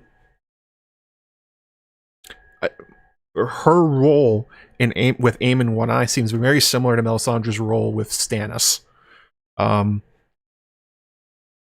So I would be interested in seeing if maybe that's why we don't have the rest of Alice Rivers, that George is going to write it in the Winds of Winter and whatnot. Scorpions say, get over here. Oh my god, you guys. Wrong kind of scorpion. They're not putting up Mortal Kombat people all around the rim and throwing out, what are they, their kunais on rope and then pulling them back in. Come on. Although that probably would be pretty effective, now that I'm thinking about it. What if Alice Rivers is Melisandre? Oh, that's some tinfoil. Let's see here from YouTube. Actually, we're just talking about this. Lindsay RH says, I'm always conflating in my head Alice Rivers and the pregnant woman in Bran's Weird Dream. What's with the parallels? Some Woods Witch kind of connection. I think that's exactly what's going on. I talked about that in my House Strong video, where that I think George was trying to signal not only a connection between the Starks and the Strongs.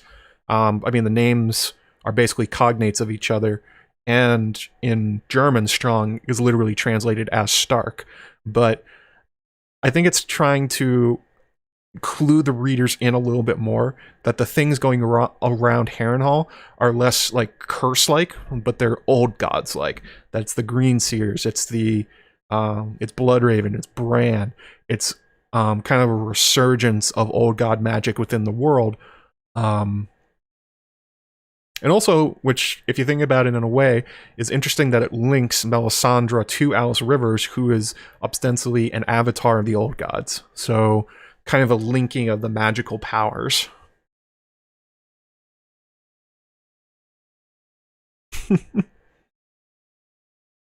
Just got a few minutes left, so any other questions you guys want to throw at me? Now would be the time. Actually, let me check PayPal, see if I got anything. I always forget to do this. I mean, there's the super chats and the stickers that show up on the stream, but PayPal's a lot harder to keep track of. It doesn't really pop up on my phone correctly. Okay, so Danny McKay and Ramona. Okay, so those are the ones I already got. Cool.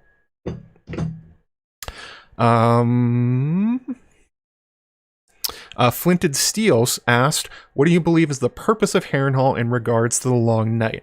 I am unsure about this because, as I said earlier, I don't know if the others are gonna get that far south. That would be an extreme success story for them, and it would essentially wipe out most of the north. And I don't know if George is going to essentially depopulate the north by like 95%. Like the entirety of it on the way down. It also means that Winterfell's dead, and any sort of defense there would be gone. Although I have speculated in the past that the Winterfell crypts are going to the dead are going to rise. So I think they're definitely going to make it to Winterfell. I don't know if they're going to get beyond it. But I wouldn't be surprised if the ending of A Song of Ice and Fire with Bran and the rise of the old god magic and him as king has more to do with Harrenhal and the God's Eye than what happened in the show. The show version was very abbreviated. They just kind of did a smash cut to Bran being king and Tyrion's speech, and that's it. I imagine George will be more involved when he gets to that point, and the idea that he is a green seer will be played up a lot more. Although there is old caves around the Red Keep, I believe in some of the hills around there, so never know. Stephen Ellis? Stephen Ellis, why do I know that name? Stephen Ellis. Isn't that the name of a professional League of Legends player? I forget his name. I think that's it. Do you think that glass candles are synonymous with the towers at Harrenhal? Both cannot burn, many think. And then when they do it is around with magics and dragons being around. Are they synonymous? Was that literally a glass candle? Well, the imagery is very, very similar. And obsidian, which is what glass candles are made of, are also heavily associated with the Children of the Forest. We know they make their daggers from it and their spearheads and that kind of thing. If it's anything, I'm guessing that it's just serving to link together the different sorts of magic that they are not separate, that they are just kind of linked in the same way, that the difference between ice magic and fire magic is more down to like personal taste or what you've been taught rather than like the true idea behind it. Because there's that moment where Melisandre sees Bran and bloodraven through the flames, and she also notes that they look back and they see her, which means that somehow Melisandre through her flames was able to connect to the Weirwoods and Bran and bloodraven, which implies that there's sort of a connection between them. Yeah, I think Stephen Ellis is the name of an old jungler for evil geniuses in League of Legends. Do you have any theories on which houses were given, which house gave the different towers their names? So there is some details about this. I just kind of skipped it over. Let me pull them up real fast because I don't remember them offhand. So the Widow's Tower, I believe that's where Rhaena lived, and that's why it was named that. The King's Pyre Tower is, I believe that's where Harren was with his sons.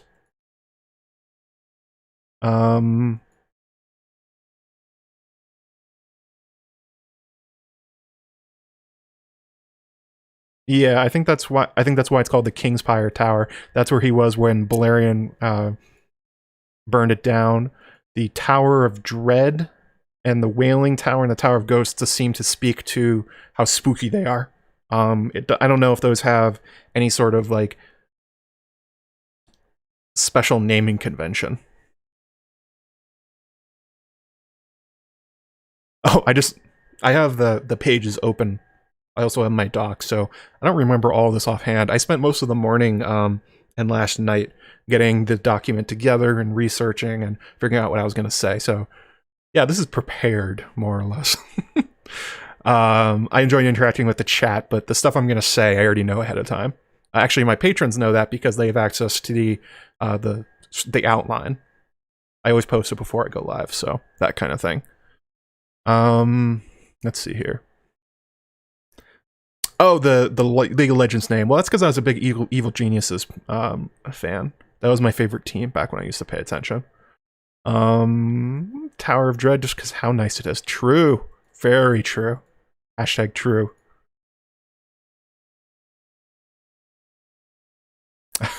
Lemmy B says, ending of the show made me wonder, what is Bran's tax policy? It was too good to be true for him. Kind of goes against what Gurm wants in an ending. Well, that's the sort of like the story beat of Bran being king in the end. Although it does work in some level that in a lot of his stories, and in particular Tough Voyaging, spoilers for Tough Voyaging. If you want to skip ahead while you're watching or cover your ears, at the end, one of the big things that happens in Tough Voyaging is that George likes the idea of technocrats, or the idea of the person ruling because they have the best ability to do so. That's essentially the story of Haviland Tough, and also the planet they're trying to fix in the last story. I honestly forget the name. It's been a while since I read it. But it's essentially the same idea where George oftentimes has these supernatural figures who have access to magic or technology beyond anyone else, who have the greatest ability to rule being the ones that they do. And Bran, at some point, will probably have the knowledge of the Weirwoods. I actually made a video about this, like, is it a good or a bad thing that Bran will become king? And essentially, he's going to be a tyrant. And the question is he a good tyrant? Because like there's that quote about how the best form of government is a benevolent tyrant. And the question will be, over time, is he the benevolent tyrant who has total knowledge over everything? Is he setting him on the golden path, like Leto Atreides, I think is his name, from Dune? Or is he going to be more evil? Or is he going to like destroy society to bring back the children of the forest? I imagine that will be George's epilogue. That's also what we get from Tough Voyaging. The end of it is ambiguous with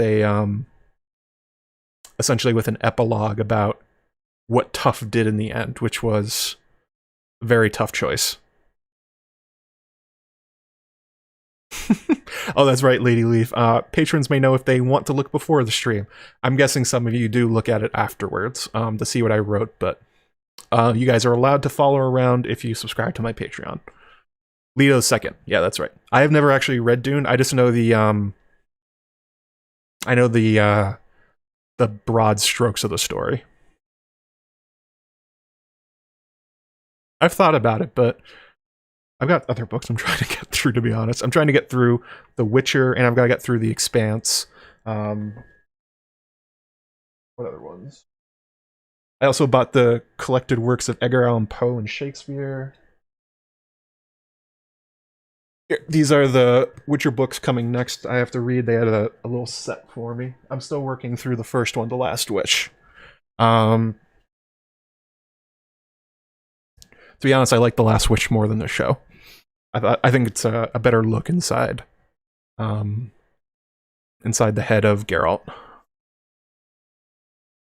Let's see here. Let's take one or two last questions and we'll get out of here. Already grabbed those. Oh, so the Roos is loose on Twitter. Griff, with a bunch of numbers after it, says Sansa's connection to Harrenhal because of the bat symbol in her chapters and her relation to Minissa Went. So they just wanted me to talk about that. So there's been, ever since Mad Danelle Lawson, there's been, and also we learned from Alice Rivers, this idea that there are a lot of witches that have ruled Harrenhal, that a woman holding it becomes evil and witch-like and magical in some way. Mad Danelle Lawson, it's unclear if she had any kind of magic, but people certainly thought she did. Alice Rivers, they definitely thought she did, and she probably actually did have some kind of magic. And it's almost like an old god priestess kind of figure. And this is something that's carried over to Sansa. There's when she flees King's Landing, there's a story that she turned into a wolf with bat wings or something like that. Interestingly, not a wolf-fish hybrid, which you would expect since she's a Stark and a Tully. But instead, it's this idea calling back to her roots through House Went. Because Minissa Went, I believe, is married to Hoster Tully. So George is sort of playing up the idea, and also that's where the red hair supposedly comes from. Well, maybe. Tullys, I think, have been redheads for a while, but the Wents were too. And so what does that mean in terms of Sansa? I think it's...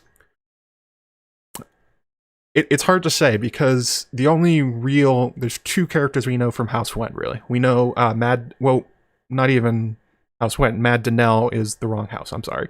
So House Went is we get Oswell Went, who disappeared and he died at the Tower of Joy, but some people think he's still alive. Wait, let me double check this.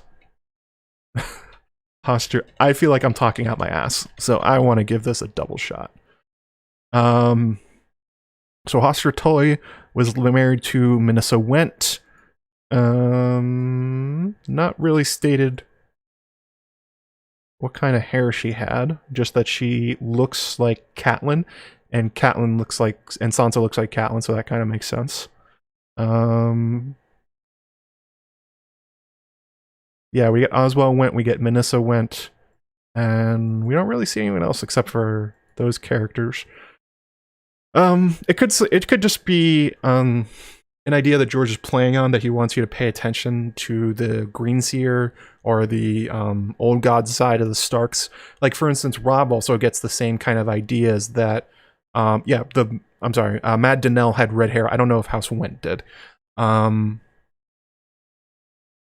But when you're thinking about Sansa in the same way that Robb is described as turning into basically a werewolf when he's with Grey Wind, it's calling attention again to the idea that Sansa and the Northerners are seen as outsiders. They're seen have these lingering ideas and prejudices against skin changers, and it's a way for those from the South to mark them as different, that kind of thing. But also, it kind of calls attention to Sansa having... Nobody says this about Arya, as far as I know, and it seems to be a thing to call attention to the fact that Sansa, even though she never grew up there, has kind of a strong connection to Riverlands, and maybe at some point she'll cross paths with Harrenhal. It would be super interesting if Baelish... I mean, we know he did it in the show, but he didn't do this in the books, where he went to Harrenhal.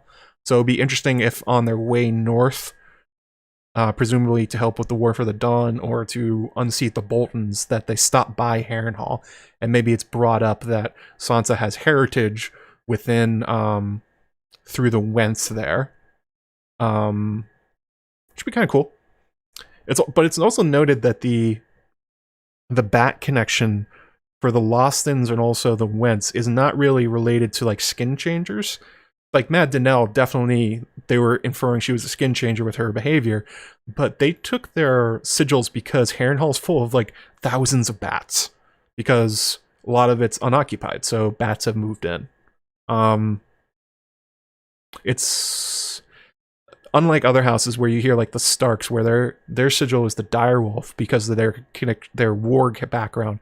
It's not really explicit that's what's going on with the Lostons and the Wents, especially since the Wents took theirs. It's a take on the Loston sigil because they were a knightly house. It's kind of like the relationship between the Kerwins. Oh no, not the Kerwins. House Stark vassals. Give me a second. There's the Cassels. The Cassels have a their sigil is actually 10 weirwood heads. Yeah, 10 weirwood heads on a gray field, which is a take on the Starks on their sigil. So the relationship between the Wents and the Loston seems to be not related, but it's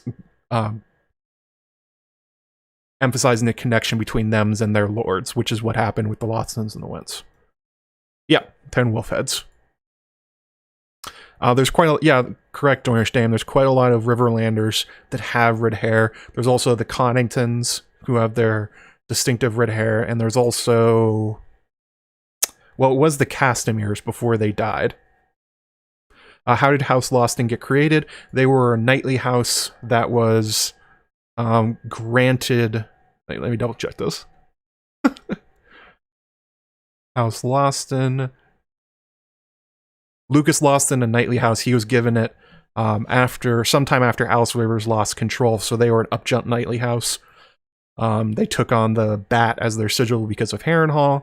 You see a lot of similar stuff, like Harroway's sigil was Harrenhal on fire. House Towers was a bunch of towers, which makes you think of the 5 towers of Harrenhal. So a lot of these knightly houses decided they would take on some aspect of Harrenhal as their personal identity. Bat gave me the God's Eye. Oh, maybe that's where Batman is. Oh, yeah. We've gone a little bit over. So 4:15. There's no Radio Westeros today, unfortunately. They're going to a bi-weekly schedule. So catch them next week. I know Yoke Boy was here earlier watching. But yeah, thanks so much, you guys, for hanging out for a couple hours here on this Saturday, talking all about Harrenhal and the curse. There is no curse. If there, the curse of why nobody can hold it has nothing to do with the quote-unquote curse, but I am sure that people that live there have their minds messed with by the children, that kind of thing. So make sure, like, subscribe. If you're watching this on replay, leave a comment. If you're listening to this on the audio version, leave a review or a like or on whatever it is your platform. Especially on iTunes, that really helps with them going out. You can subscribe on Patreon if you want to support me. The $5 level gets you access to the upcoming Meat House Man episode, and also the private Slack. And I'm actually going to put out all these title cards I've been using. I'm going to put those out as high-res versions for backgrounds and stuff if you want them. I originally said on Patreon that it would be for if you wanted versions of Mallory's artwork that she does for the title cards of the videos, but she doesn't really do that anymore because our schedules don't really work and she's busy with other stuff. So I'm going to try and put out these kind of things as much higher res versions if you want to use them. I may swap the art with the new one too, the one that's coming out soon. What's coming out next? Obviously the Meat House Man episode. I'm going to be talking about, my next video will be, it's going to be a 2-parter, but the first part's going to be what is the 5-year gap, and the second one will be about what is the identity of the Tattered Prince. Also, as always, if you want, as well as Patreon, support me through Super Chats, Super Stickers, PayPal, all those other kind of things. Thanks very much to everyone that did. It was Aaron M., Sanrixian, Ramona Z, my Seneschal patron, and Danny McKay. Oof. So yeah, that's it. Have a good weekend, everybody. Look for all that stuff coming up, and stay safe out there. I know there's a lot of crazy things going on. Have a good weekend.